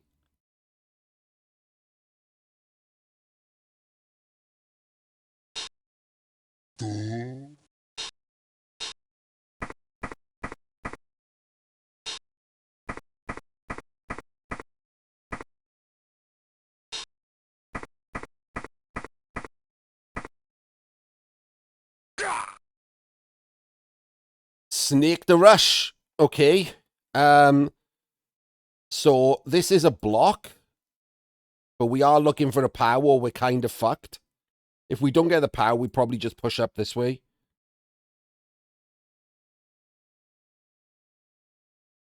Because on a power, we can push the ball to there.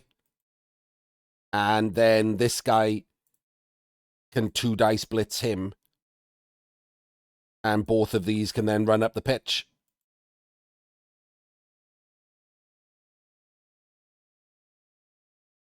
So that's just the play. I mean, he's basically set it up for him.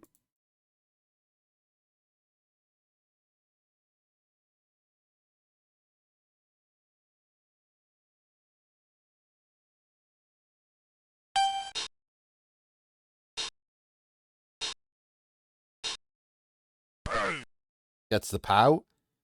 So far, so perfect. Yeah, you'd have to 1-dice through if you didn't get the POW.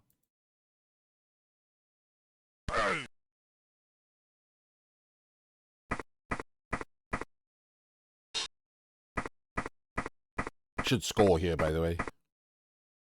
Yeah, we should score here. It's 97% to score. There is zero chance that no matter what you do with these skinks, he doesn't have better than a 97% chance to sack.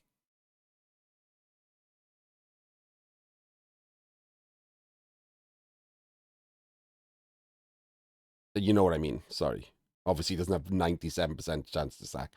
But you know what I mean? 3%. There's only 3% this goes wrong. There is more than 3% that this guy sacks him.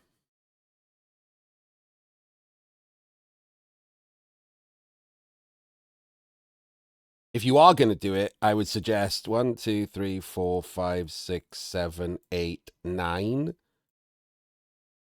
9. He goes there. Hang on. 1, 2, 3, 4, 5. Oh, God, no. He can sack him as well. Oh, God. We're also in, like, Chunt's row. If we were going to do that, you should be there. So if you do get sacked, it can't go in the crowd, and you still get a chance to score.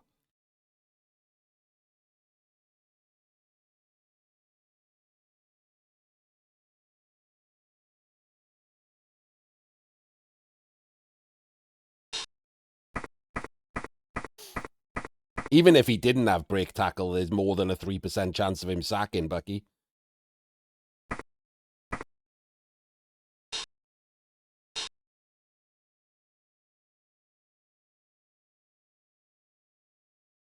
So this is a 3+, 4+, 3+, 2 dice on the ball with 3 rerolls. Oh, no, wait. Yeah, with 3 rerolls.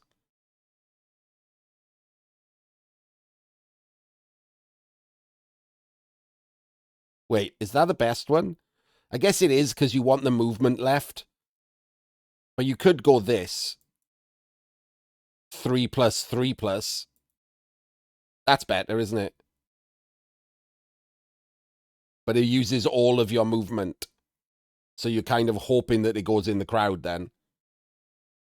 So that gives it. That's the kind of interesting shit, by the way, that makes Blood Bowl interesting to talk about and not play.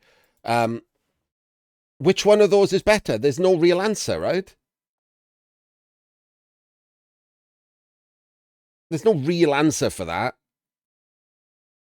This uses all of your movement, but makes it more likely that you sack, and then you have the chance of it going in the crowd, etc.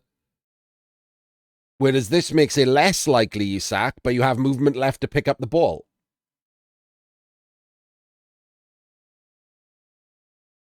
Which one of those is better?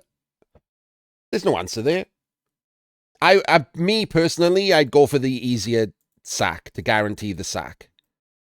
As I've got tackle, it's 55% to POW. He stood in the wrong square, so it could go in the crowd. And then, even if none of that happens, this guy can try and get through and pick up the ball too. So, gives you that extra chance. But more importantly, it's 1-1 and going the most likely chance to sack and then go in the crowd rather than just pick it up. If you just pick it up, you still can't win, right? You're playing for the draw. If you bang him there and he goes in the crowd, we have a chance of getting the ball to him and winning. So that would absolutely make my decision easy. And I would go that way. if I needed a draw, I would probably play differently.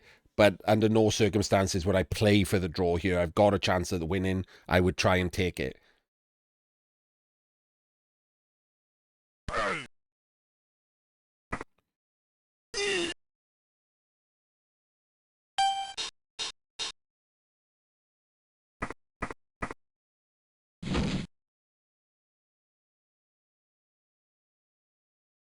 That's the double dodge. It's the same thing, isn't it?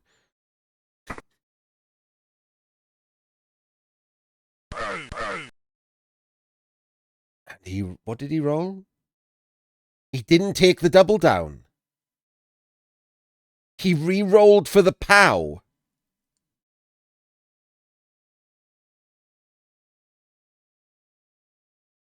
Because he wanted to do what I said. He wanted it to go in the crowd and get the ball for the win. But you could still try the win.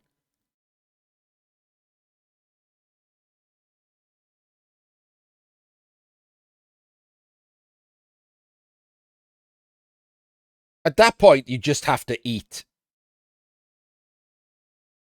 You just have to eat the fact that it's, less likely. You have to take the double down there. Re-rolling for a 25% chance of go fuck yourself is pretty rough.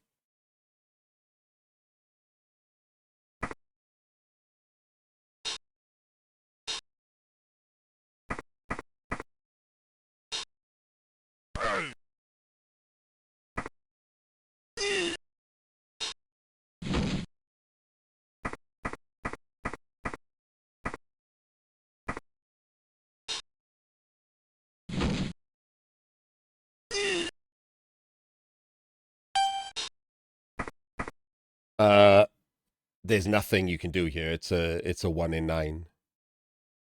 Please just dodge the ball carrier. There's nothing you can do here that isn't a 1 in 9.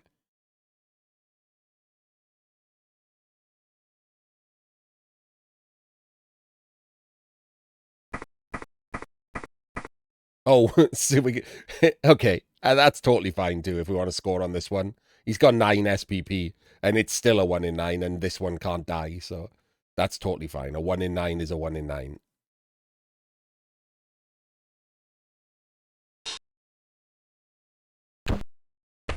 Yeah, that's why I just noticed. And there we go. That gives Rye the win over Triple Skull. And, despite the fact that obviously, as you'd expect on the difference in win rate percentages, Rye did more wrong than Triple Skull. That wasn't a crazy dicing or anything. There were a couple of nice dice rolls that went Rye's way. But, no crazy dicing. If anything, the lizards got banged out a bit too much to make up for those other dice.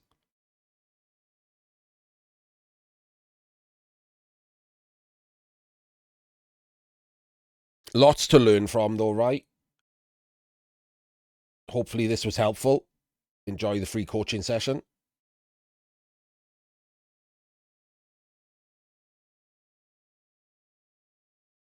Invoices in the mail for £0 and 0 pence because I just said it was free. Right. Last match.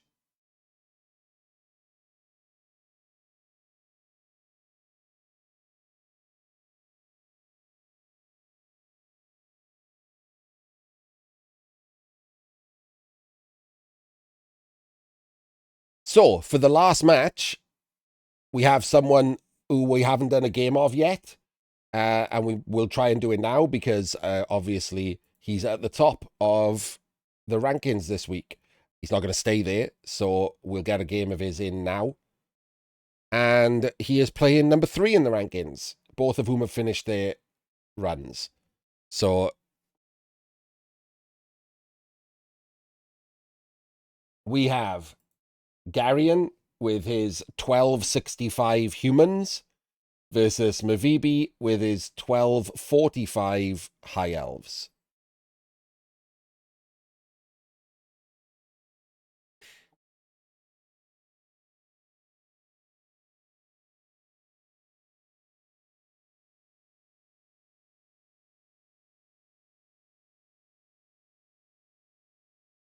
High Elves won the toss and are going first. He really does need to change his name to Denbeak. It's very annoying that he has two completely different names. So, start off with the humans setting up in Basic Bitch. As I say every time, it's never wrong. I'm not a massive fan of it being like 3 squares back. I don't know. I really wish this would save. I don't know why it's that far back.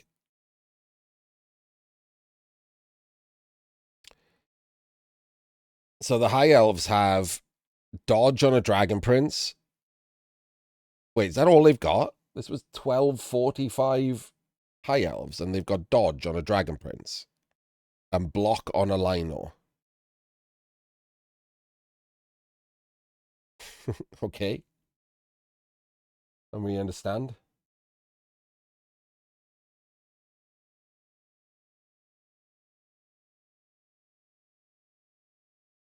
No, this is Augurless humans.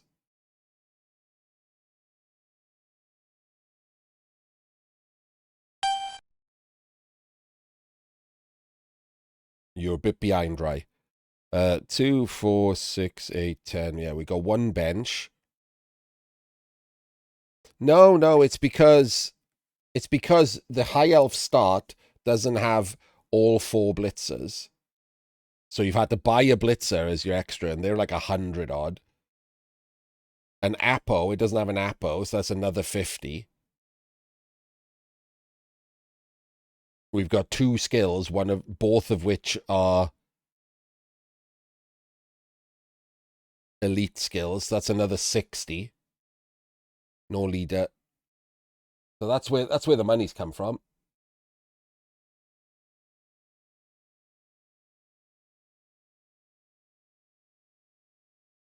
Yeah, so he's upgraded a Lino to a thrower. He's added the second Dragon Prince. He's added an Apo, and he's got 2 elite skills. So it's pretty crazy how fast this bloats up, right? 1245 High Elves, he's got 2 skills.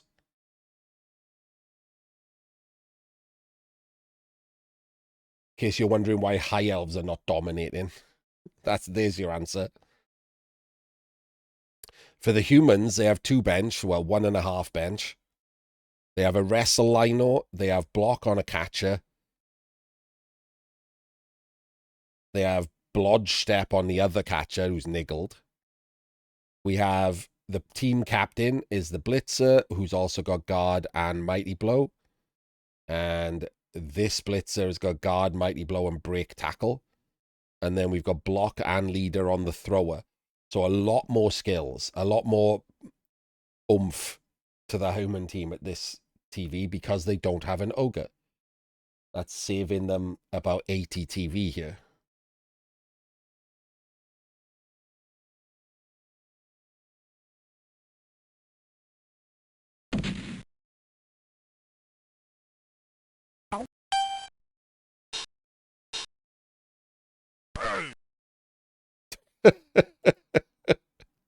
I'm telling you, man, when I do my High Elf run, I am 100% giving one of my White Lions block.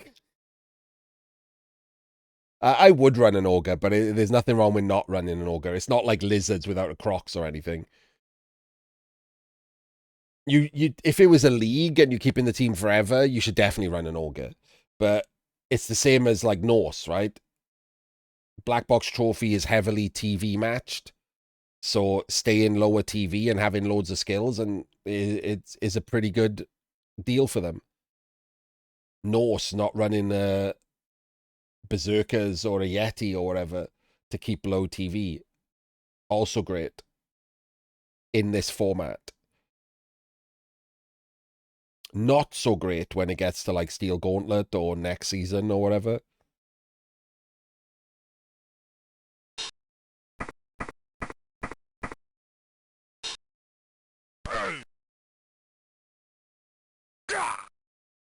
Gets the removal. Did Claw do a thing? Claw did do a thing. Look at Claw go.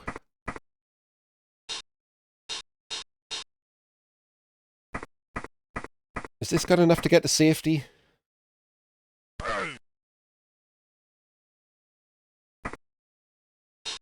Not really.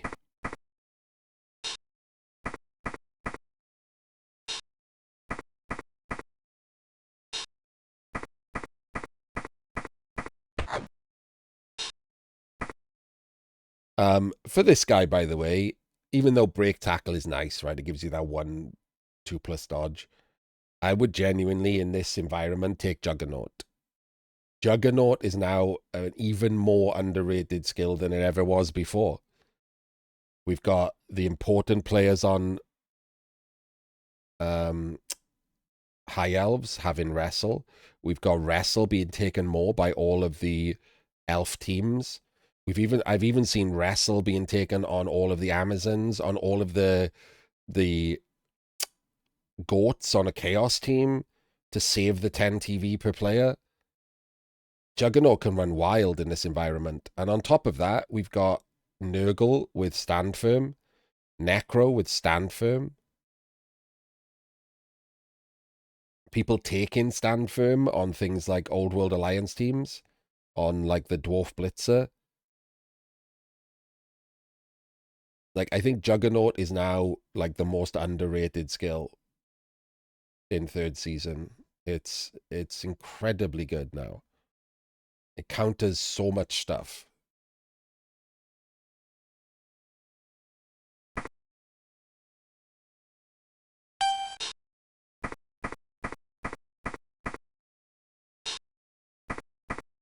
Okay, immediately being like, haha, I have sidestep.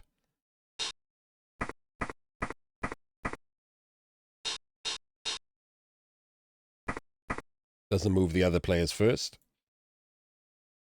None of these are waiting for the result of this block, so should have moved already.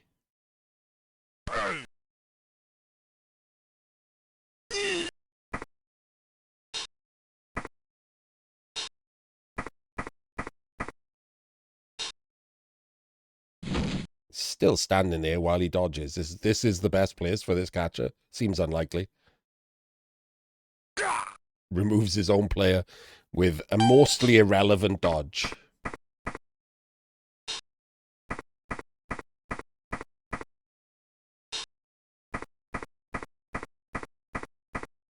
So I assume that this is the blitz, and we're going to blitz from this angle here to get a follow-up with him. And then a follow-up with him, and then a follow-up with him, etc. So we knock this guy down eventually.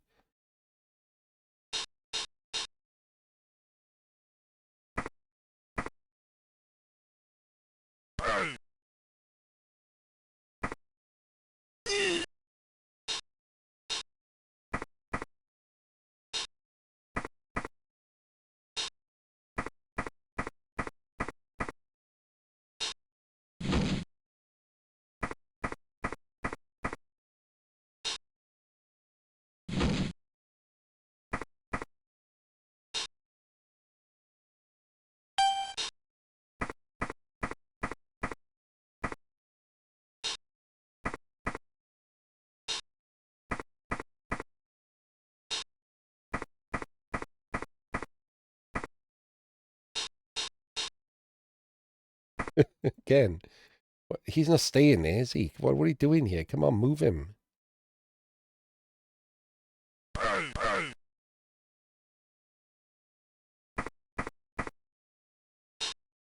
No, the claw removed one, the floor removed the other. And he didn't have to take that dodge. It wasn't doing anything. So it's kind of his own fault.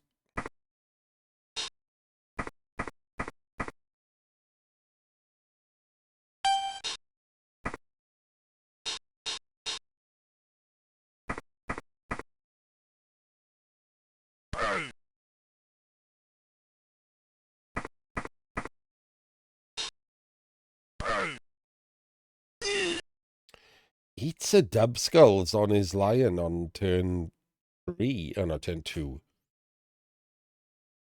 Okay. It's okay. I don't know if I would have done it. I'd just been really worried about it being that guy. Like, if it'd been one of the other guys, sure. But at this stage of development, do you want to take an armor break on your 4 SPP White Lion? I mean, he's only got 1 dodge, so keeping the rerolls for a breakthrough or whatever is okay too. It's fine. Maybe it's the right play even. Just would have scared me.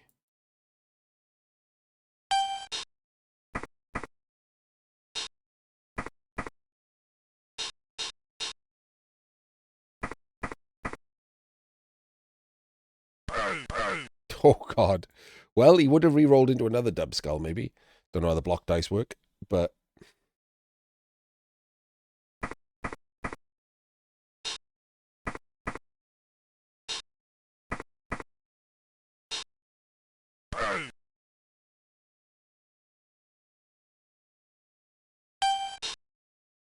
That's not really an opportunity. The odds of removing him are slim, even with Claw. Single-digit percentage.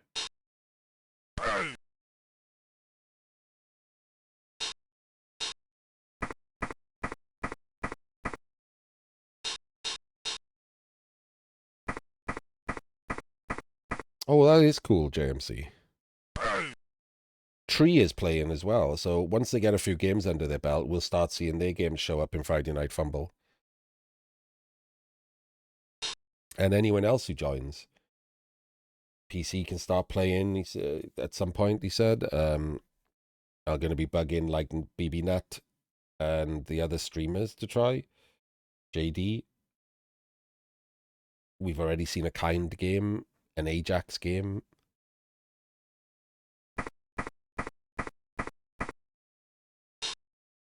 I don't know. I don't think we saw a J-Leaf game, but he's already been mentioned in this broadcast. So,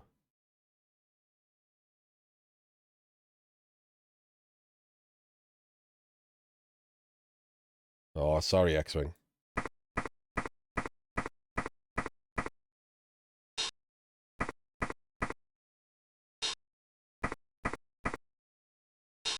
So tomorrow I'll make my intro to memberships video on YouTube, and then I'll start uploading the members only videos, like 1 or 2 a week for now.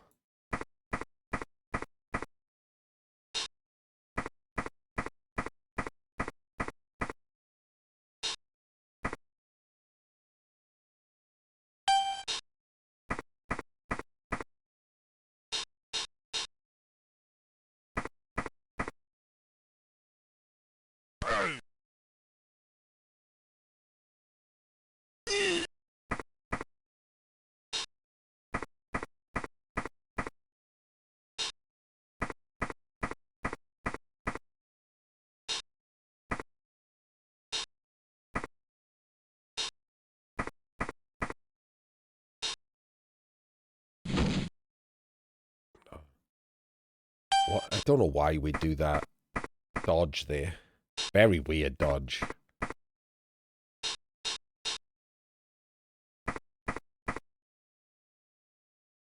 I also don't know why he was exposed to be clawed. Could have been there, right?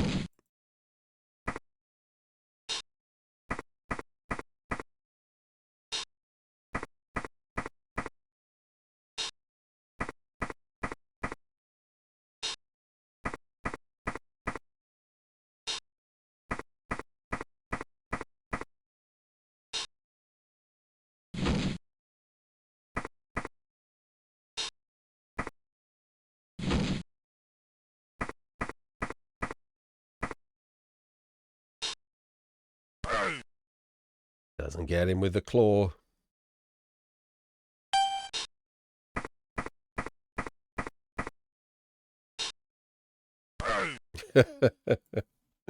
Like, so this happens a fair bit, right? People get excited to take their mighty blow block, their claw block, their surf or whatever. None of that should ever change your turn ordering. No amount of rush of blood to the peen should change your standard turn ordering, because if you've done it right, if you've learned correctly, if you've drilled it into yourself, you don't even think about it. It's just automatic to do the correct turn ordering.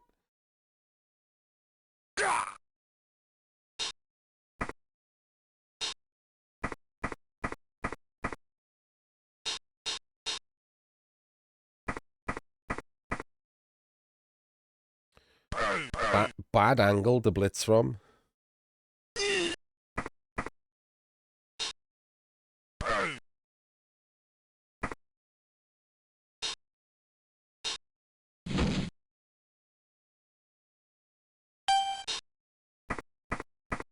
Super early in the drive, none of this really matters. He's still going to be easily able to get this ball forward after removing 2 of the humans and only having 3 of the humans and only having 1 removal back.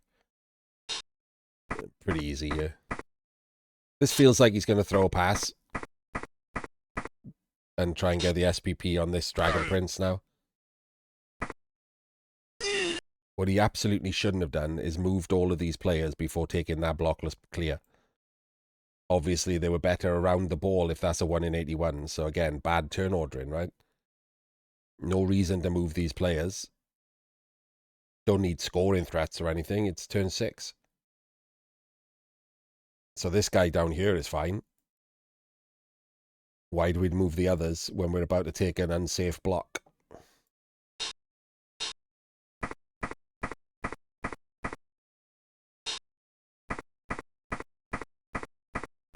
Oh, I absolutely thought he was going to throw a pass and score on the Dragon Prince. Why are we not scoring on the Dragon Prince? Why are we not leveling the... Why are we not leveling the... Oh, I've rolled over my own blanket. Right. Why are we not scoring on the Dragon Prince here?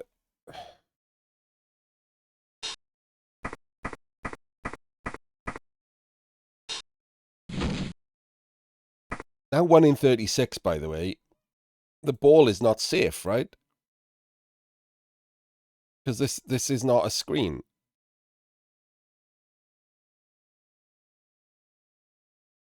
Remember that the human catches now is strength 3. That's a 1 dice with block.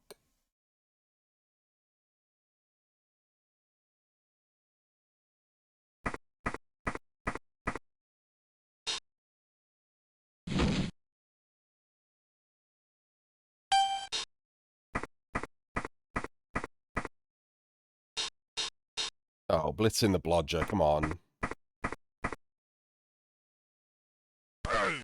Full powed him immediately. Get steady footed. Get steady footed.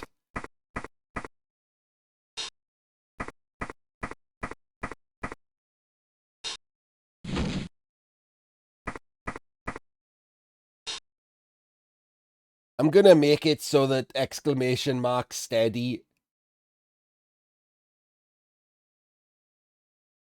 plays like a little sound file. Maybe this one. Nope.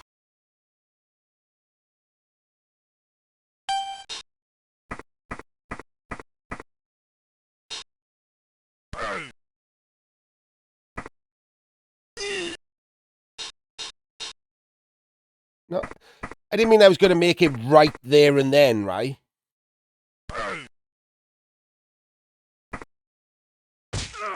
Oh, my days. Oh, my days. Full pow into Kaz on the catcher. Apo is now used.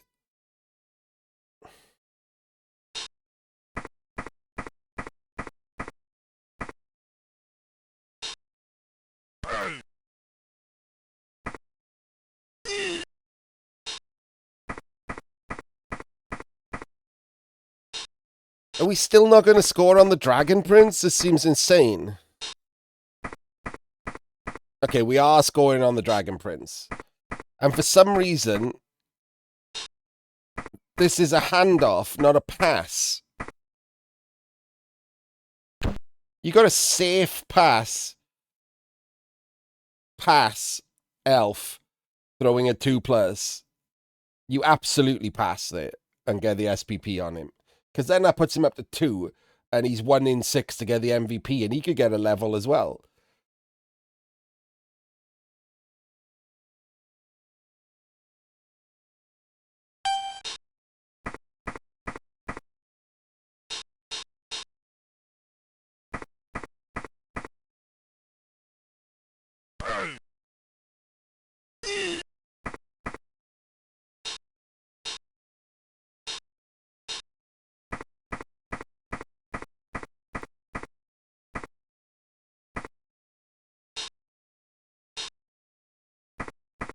That's a nice cheeky little use of the sidestepper. I guess I should put that on him.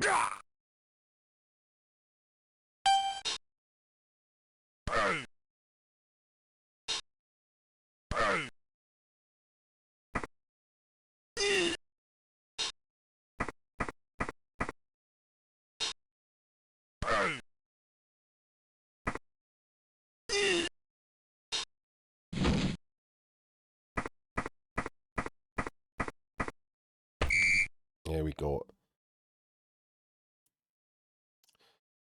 Right. So the humans do have a decent attack. Oh, why have we stood these three together?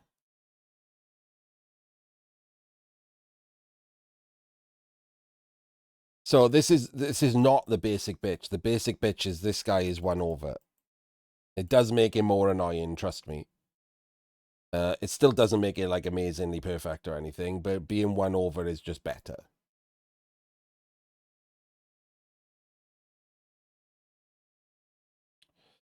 So he has rerolls. So we have options to do something interesting here. He does have 11 players. So you could do the black hole method, whereby you blitz this guy after filling these 2 squares. Obviously with guards, so that it's a 2 dice block. And even if you get a POW, then this guy gets pushed to there, and you use him to do the 1 turn.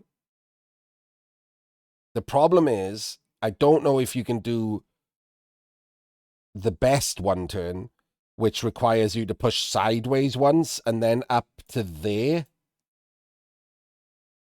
and dodge from there. I think you might be able to. Should we have a look? Should we use Bloodboard? I love doing these.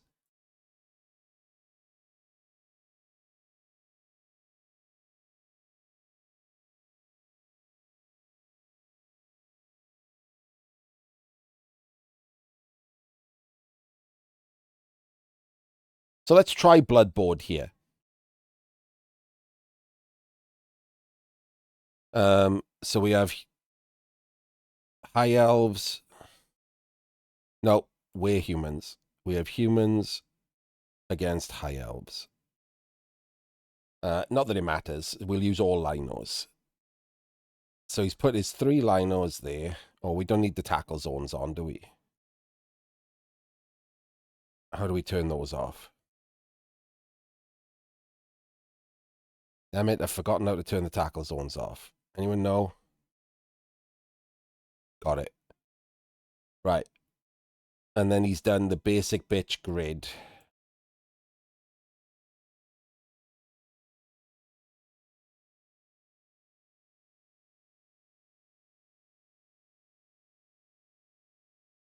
So your catcher can start there, I think. Let's work this out.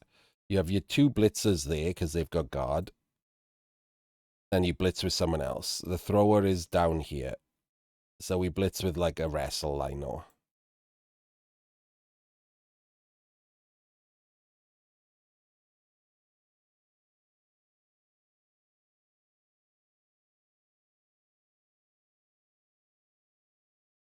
How many have we got on? 3, 6, 9. We got 2 more linos.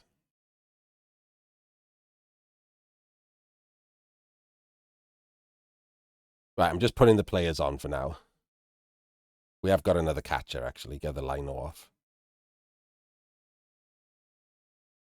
So, you might be wondering why the hell the catcher's all the way over there. So, the idea behind this attempt at a 1 turn is, firstly, you can give him the ball when he's never in a tackle zone. So you can do that straight away.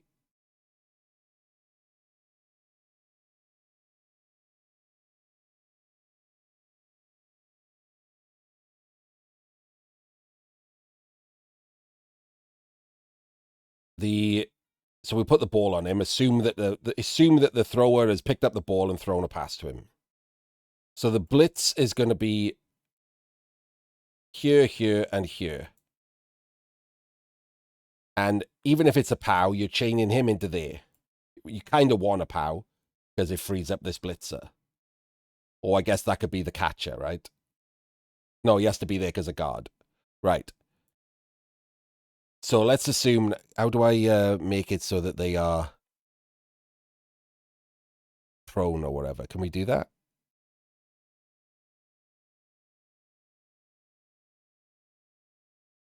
Used. So one of these has to go there.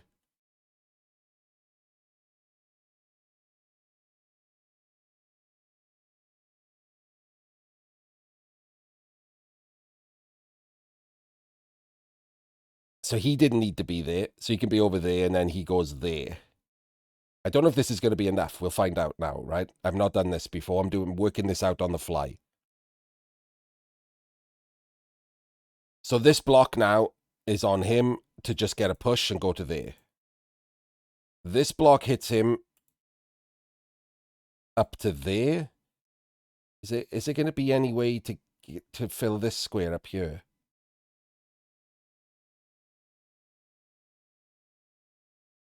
We needed to do it already.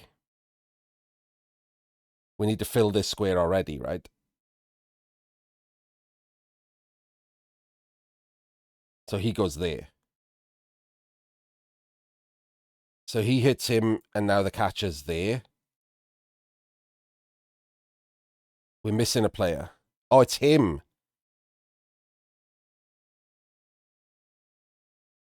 So he blocks him. He has to already be there. 1, 2, 3, 4. It's a break tackle one. 4, 5, 6, 7, 8. He goes there. Now he hits him to there. And he hits him, and he's there with the ball. You can do it. As long as you've got 11 players, you can do this one turn. And now he's only got a 3+ dodge. Instead of having to dodge through this.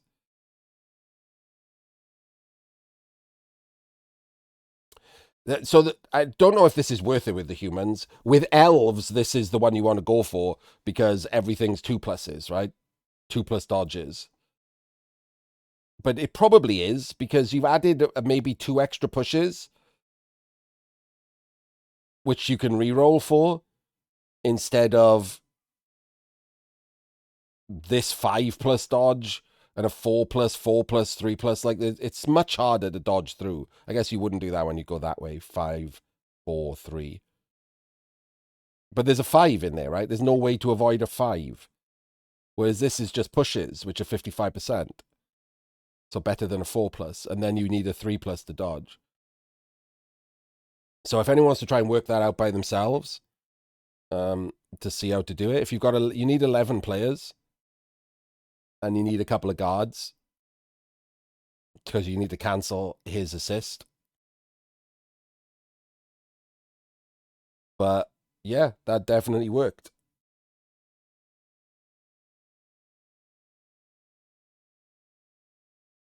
I mean, I'll be honest with you.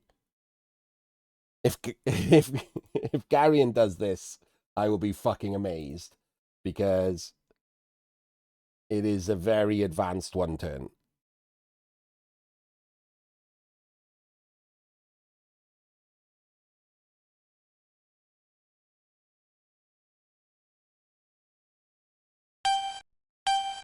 Okay. No way are we doing the whole method. You absolutely do not need to do the whole method in any way, shape, or form. You've got a sidestepper. He's got a closed LOS. You can get a push on the first block. So this is already wrong, like objectively incorrect.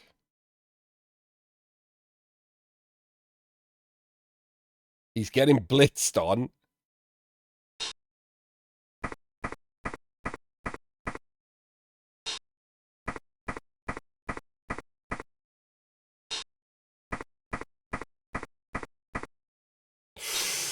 Oh no, what are we doing? Why are we filling these squares? Okay, what are we doing here? Why are we filling these squares?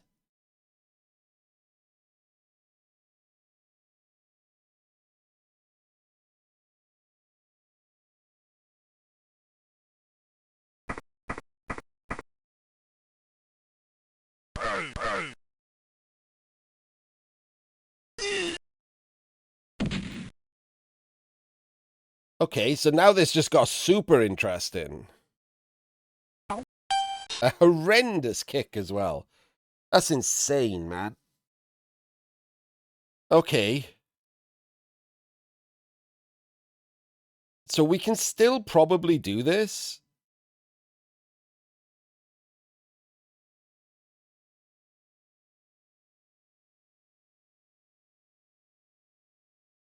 The halfling goes in there. Blitz here. Into, oh no, that wouldn't work. This is annoying to do. It's definitely doable though.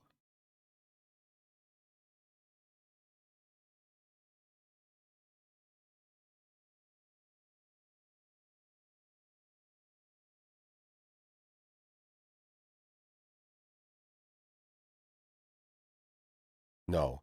I mean, to me, I think the best is to give him, do this wrestle one dice to there. And then give him the ball now when he's in 2 tackle zones.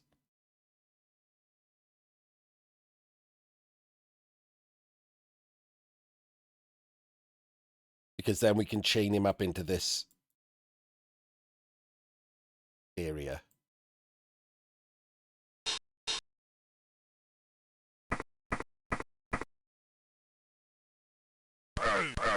So we're just doing the standard hole method because for some reason, Dembeek filled in everything rather than just stopping the blitz from the... He put the guy in the right square first and then didn't put him in the right square on this side.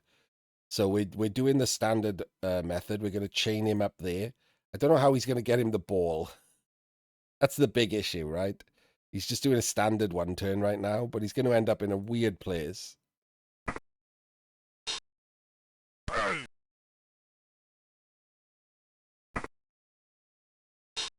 Oh, he could throw to the halfling who can dodge through and hand off.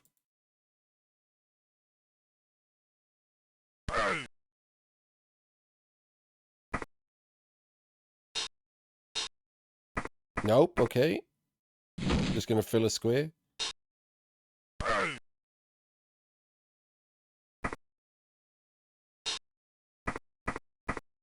Going to give him just 4+ here instead. He's thrown the pass. He's got the catch. He's got the handoff. Wait a minute. Wait a minute. Let's go back a little bit.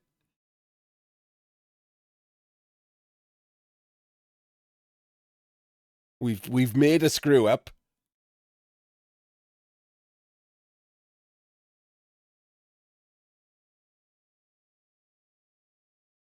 Oh no, we haven't. It's not a 2 dice block. Never mind. It's not a 2 dice block. If we had a reroll, it would probably be better to take this 1 dice, which we can chain and push him out. But we don't have a reroll. But you can see what I was thinking there, right? The guard is sadly there.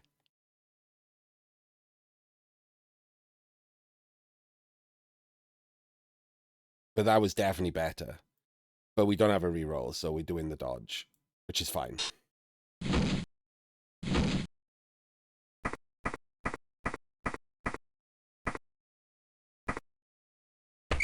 There we go. I mean, got the job done. But both decent from Garion and bad from Dembeek. Like, somehow just left it on exactly the same, even though he got a charge. It's pretty rubbish.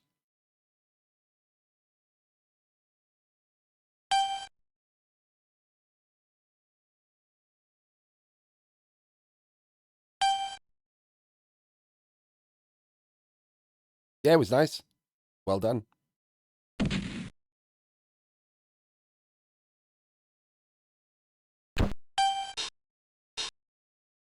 We're rolling dice instead of just running the ball back here. This turn order in Malarkey is like a virus that I can't get rid of.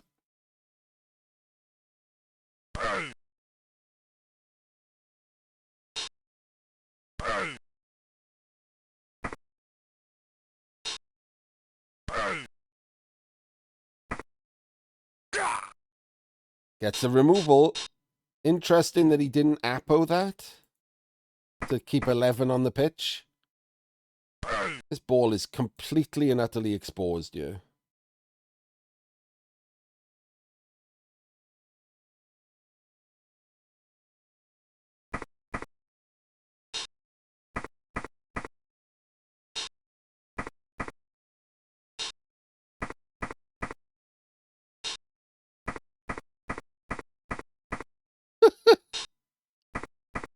It's quite the defensive choice. Oh, well, look, what a surprise. He ran the ball back.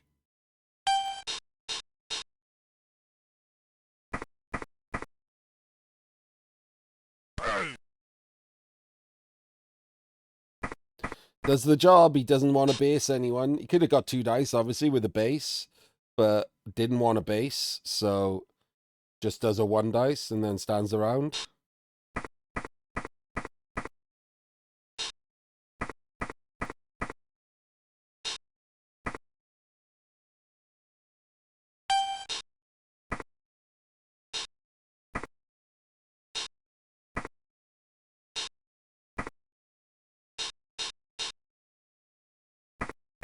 Doesn't move everyone else.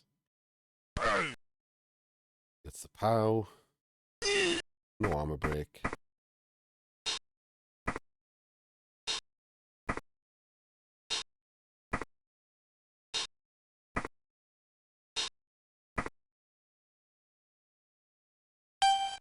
So the problem he's got here is he can safely 1 dice and then 2 dice, right?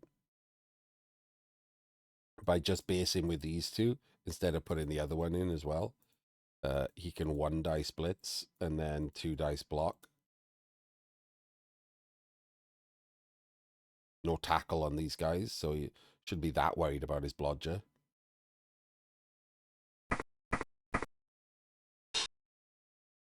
Oh, wow. Is he going to try and surf?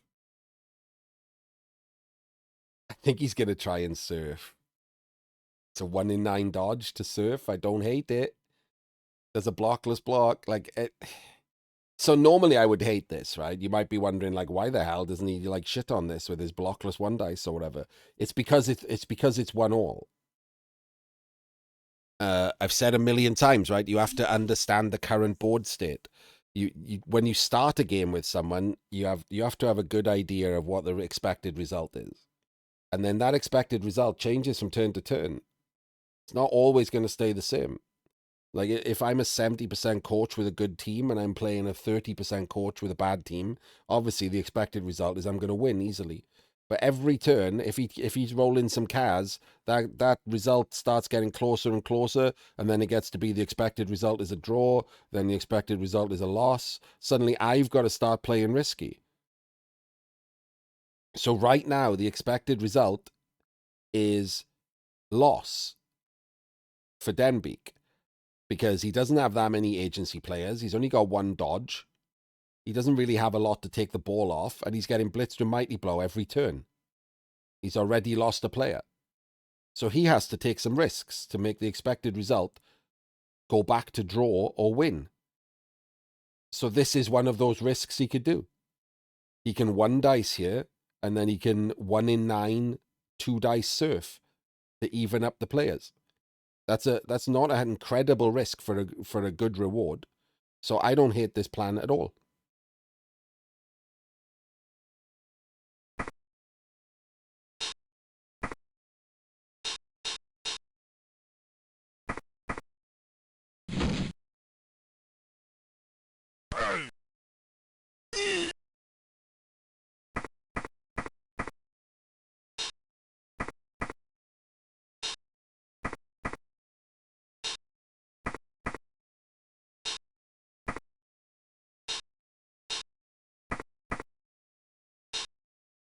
So he's evened up the players there. I'm totally on board with that.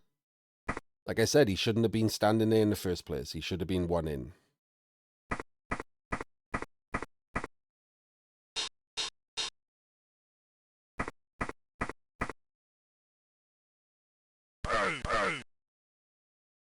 I'm going to have to work out the new odds of knocking down like a block. Like it's 30% to knock down a blodger with no tackle, right? But with pro, I don't know what the odds are. I'm gonna have to start learning these newer odds because pro is gonna be everywhere on humans and orcs.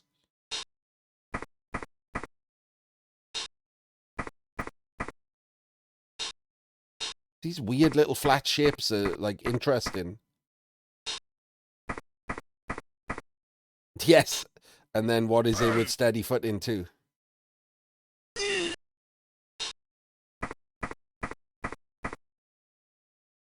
That ball was not safe when we took a blockless block there.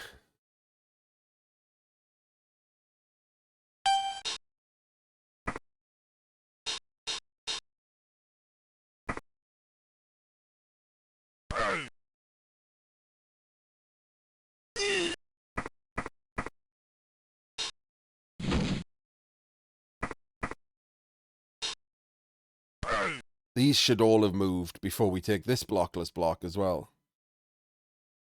Because they're going to come forward.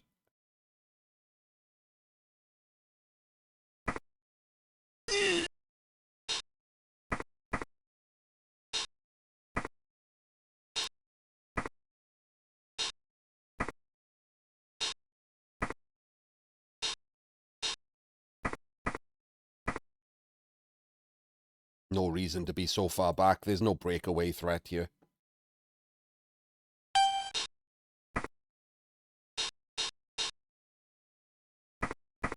Again, ball completely exposed. Like, quad skulls exists. Every 20-odd games you roll quad skulls. We've all rolled quad skulls. You have to care.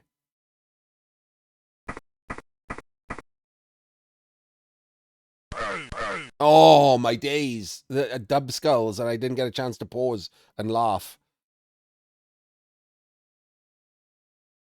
And in another game, in another situation, you might not have, if he'd already burned some rerolls, he might not have wanted to reroll that, and he had to, because he hasn't moved the ball. He had to reroll it. Like, the choice was taken away from him by bad turn ordering.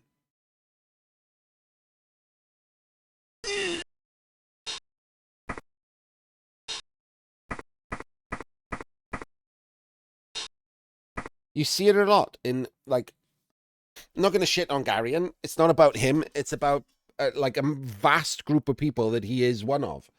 Lots of players are above a 50. What is Garion? Let me have a quick look a sec. What's his box rating? 56%. So yeah, I was about to say above a 50% coach. Lots of players are above a 50% coach, right? 56 is above 55. So he's out of the coin flip zone, which is 45 to 55. So he's in the better than a coin flip coach zone. But he is coasting on having lots of experience. As you just saw him being able to work out that one turn is not something you would normally expect from a 50-odd% coach, right? But he could work it out. He's losing those extra percentages from not having the fundamentals. So he's good at puzzle solving, but his fundamentals are shit. Like, he's not turn ordering properly. So when he won in 9s, when he dub skulls, when he won in 36s, those are costing him win rate. And everyone can get better at those. You don't have to be as good at Garion as working out a one turn. If you couldn't work out that one turn he did, you could still have a better win rate than him by just fixing all of the other stuff that anyone can fix. Which is why I get so worked up about it. I shouldn't. I should be accepting of it because that's how I make money on the side, right? I coach people into, like, how to do all of those fundamentals and drill it into them and give them ways of doing that. So I make money from it. And I still get annoyed every time I see people not doing it. What I should do is turn it into like some kind of sleazy advert, right? I can help you fix this.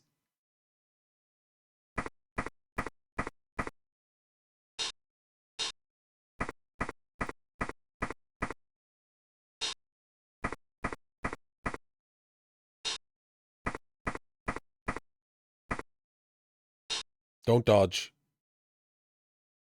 Whew, didn't dodge. Well done. So it's turn 4, and he's moved up to his half, which is perfectly fine, right? There was no point in hanging around the halfway line against elves for the first few turns. He has claimed some space with this strong 3 in the center there, so that's okay. That's not bad at all. I will say, however, what he's left on is a chain push. So he can go there. He can go there. Oops. And he can go there to be the assist. Or he can get out of the way. And then when he blitzes there with 2 dice with claw, he is chain pushing the team captain into 2 dice with claw. So Dembeek should notice things like that. He hasn't, I don't think, but he should notice things like that. Oh, hey, I take it back. Look at this. Come on, son. Oh, and we've done a blockless block first, just to, like, piss me off.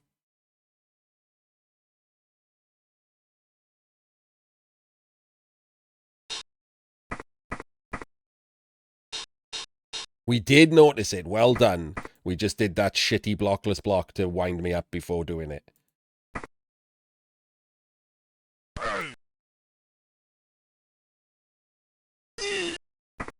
Gets the stun. Nice reward.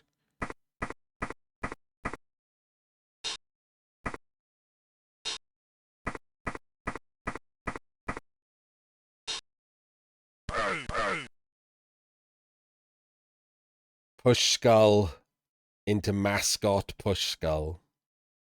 Very, very, very unfortunate. It's very annoying when you don't get the rewards from stuff like that.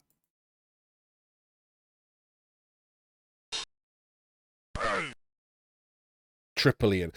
He possibly could have followed, but he would have just been hit by him then. So he could still get hit by him. Obviously, there's a guard here to go in there. But he maybe isn't going to get jammed in here and start fighting this close to the sideline. We'll see. Very annoying. It's always annoying when you do the good play and get the shit dice. I don't know which is more annoying. You doing a good play and getting shit dice, or your opponent's doing a bad play and getting good dice. They're both annoying. I just don't know which one is more annoying.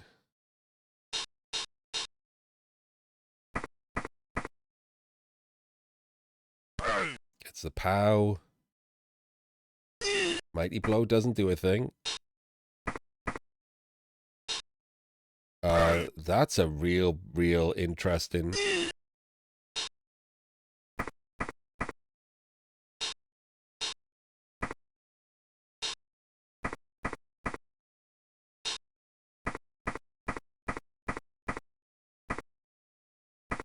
Oh, wow.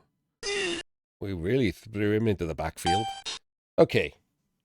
Is there anything clever you can do here? There's the first thing you should look for. We have a bunch of players close to the sideline, a bunch of players based. Is there anything clever you can do? I don't know if there is. I'm just looking myself.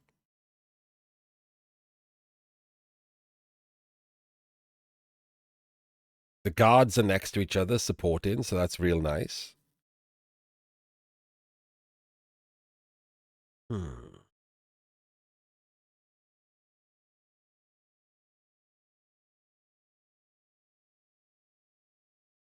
I don't think so. I mean, he could go there to tag this back one. Then we put him there. Oops. He just goes and bases him. And then this guy can claw him, because this isn't guard. So we can claw him. And then that allows us to put an assist in there. And we can 2 dice him. So we can get 2 dice on both of these. And all we're doing is giving up a block on a lino. And then this dodges to behind the Dragon Prince. And this guy covers here. And we've got a good defensive shape as well. I think that's what I would do.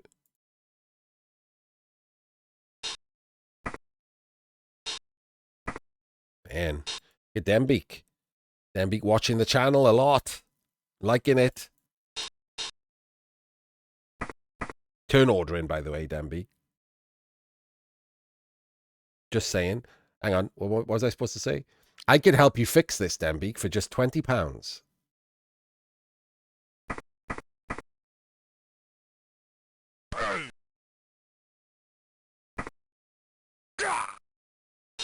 Good removal.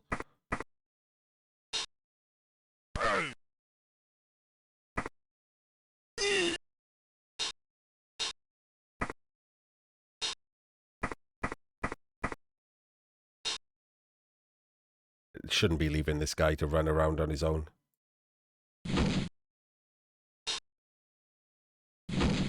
Shouldn't be making that 3+ dodge. He's totally fine where he is, because where he is marks these two squares. And you've removed your own player with an irrelevant dodge. So we've switched back annoyingly to success state thinking at the end there. And we should have left him on the ground. He's in a totally fine place.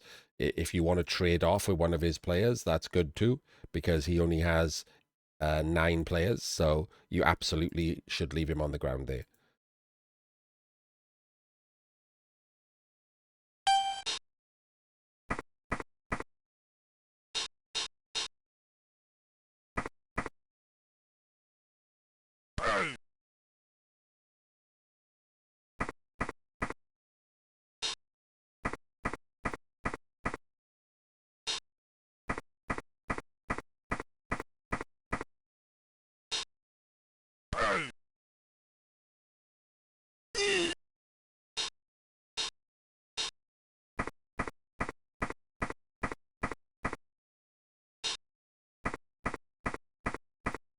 And we've led him off to the right. This guy was in the wrong square.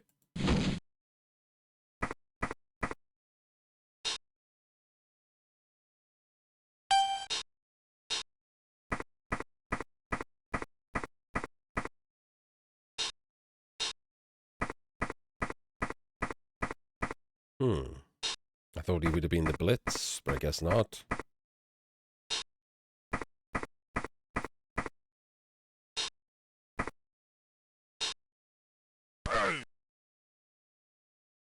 Yeah, wrestled.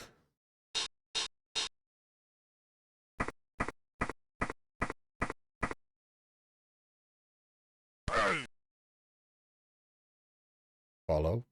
Oh, you absolutely follow there. Why are you not following it? It's crazy.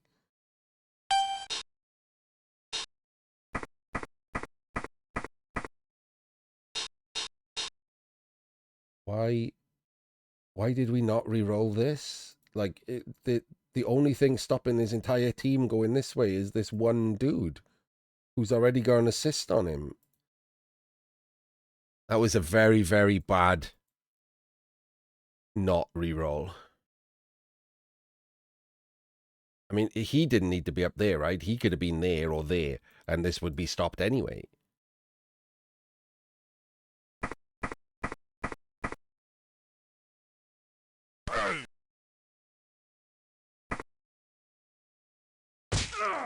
Steady footing doesn't work. Wait, we appoed that?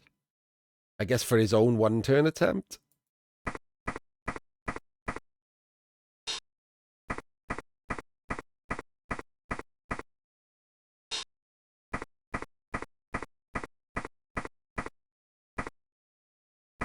Oh, there's a couple of rushes we've just decided to bang on. That ball is not safe. And we've just done a 3+ dodge and 4 rushes.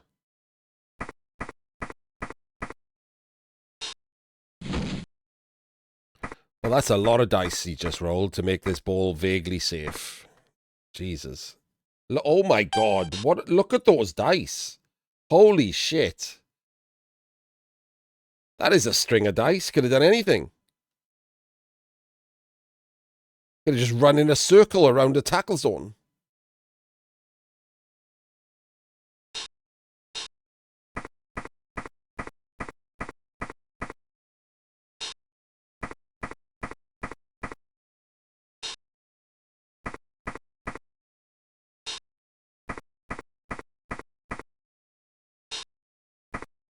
Hello, Kant.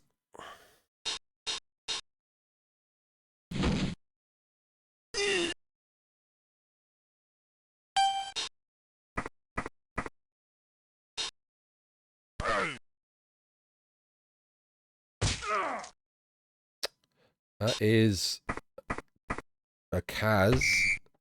He gets his score, so now it's up to the High Elves to try to one turn, and he's against 11, an 11-man setup, and he doesn't have sidestep. He just has movement 8.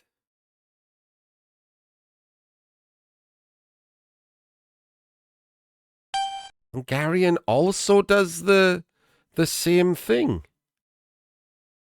Sticks all of his players together. So weird, man.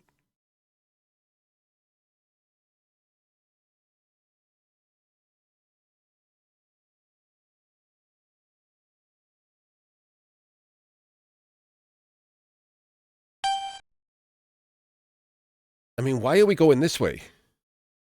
That's the first question I have.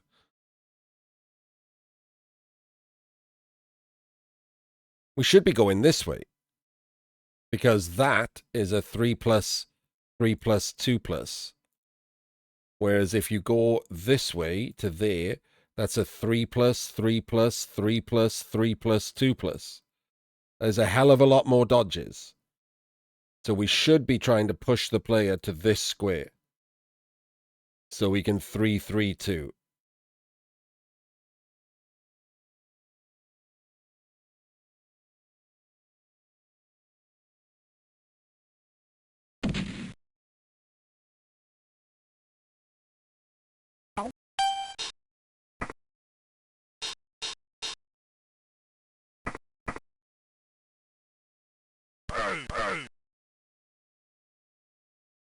We also could have done the black hole method and eaten that POW, as mentioned before. Totally doable.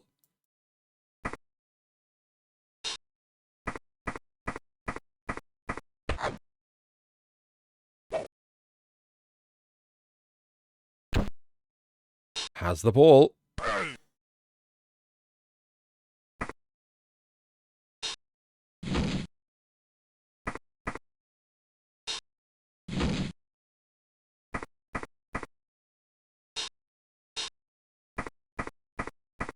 This is not quite right, but it is actually a one turn, so.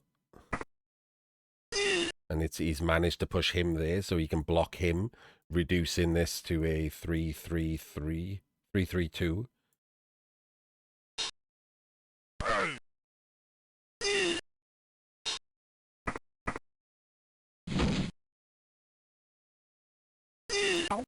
One in 9 and failed the steady foot in.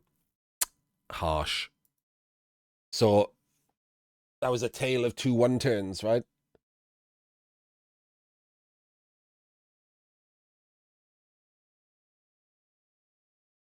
Could have been nice to have both of them score their one turn and be a draw, but Mavibi fails a key 1 in 9 and Garion takes the win. I liked that game for Penguin Academy. I liked all of these games that I picked this week for Penguin Academy. I was quite pleased. I didn't pre-watch them or anything. It just turned out that way. That is the end of Friday Night FUMBBL this week. And it's been already over 2.5 hours. So if we'd have done this all in one, it would have been a 5-hour show. But we didn't. So I will see you all next time. FUMBBL End Zone next. Hopefully Monday or Tuesday.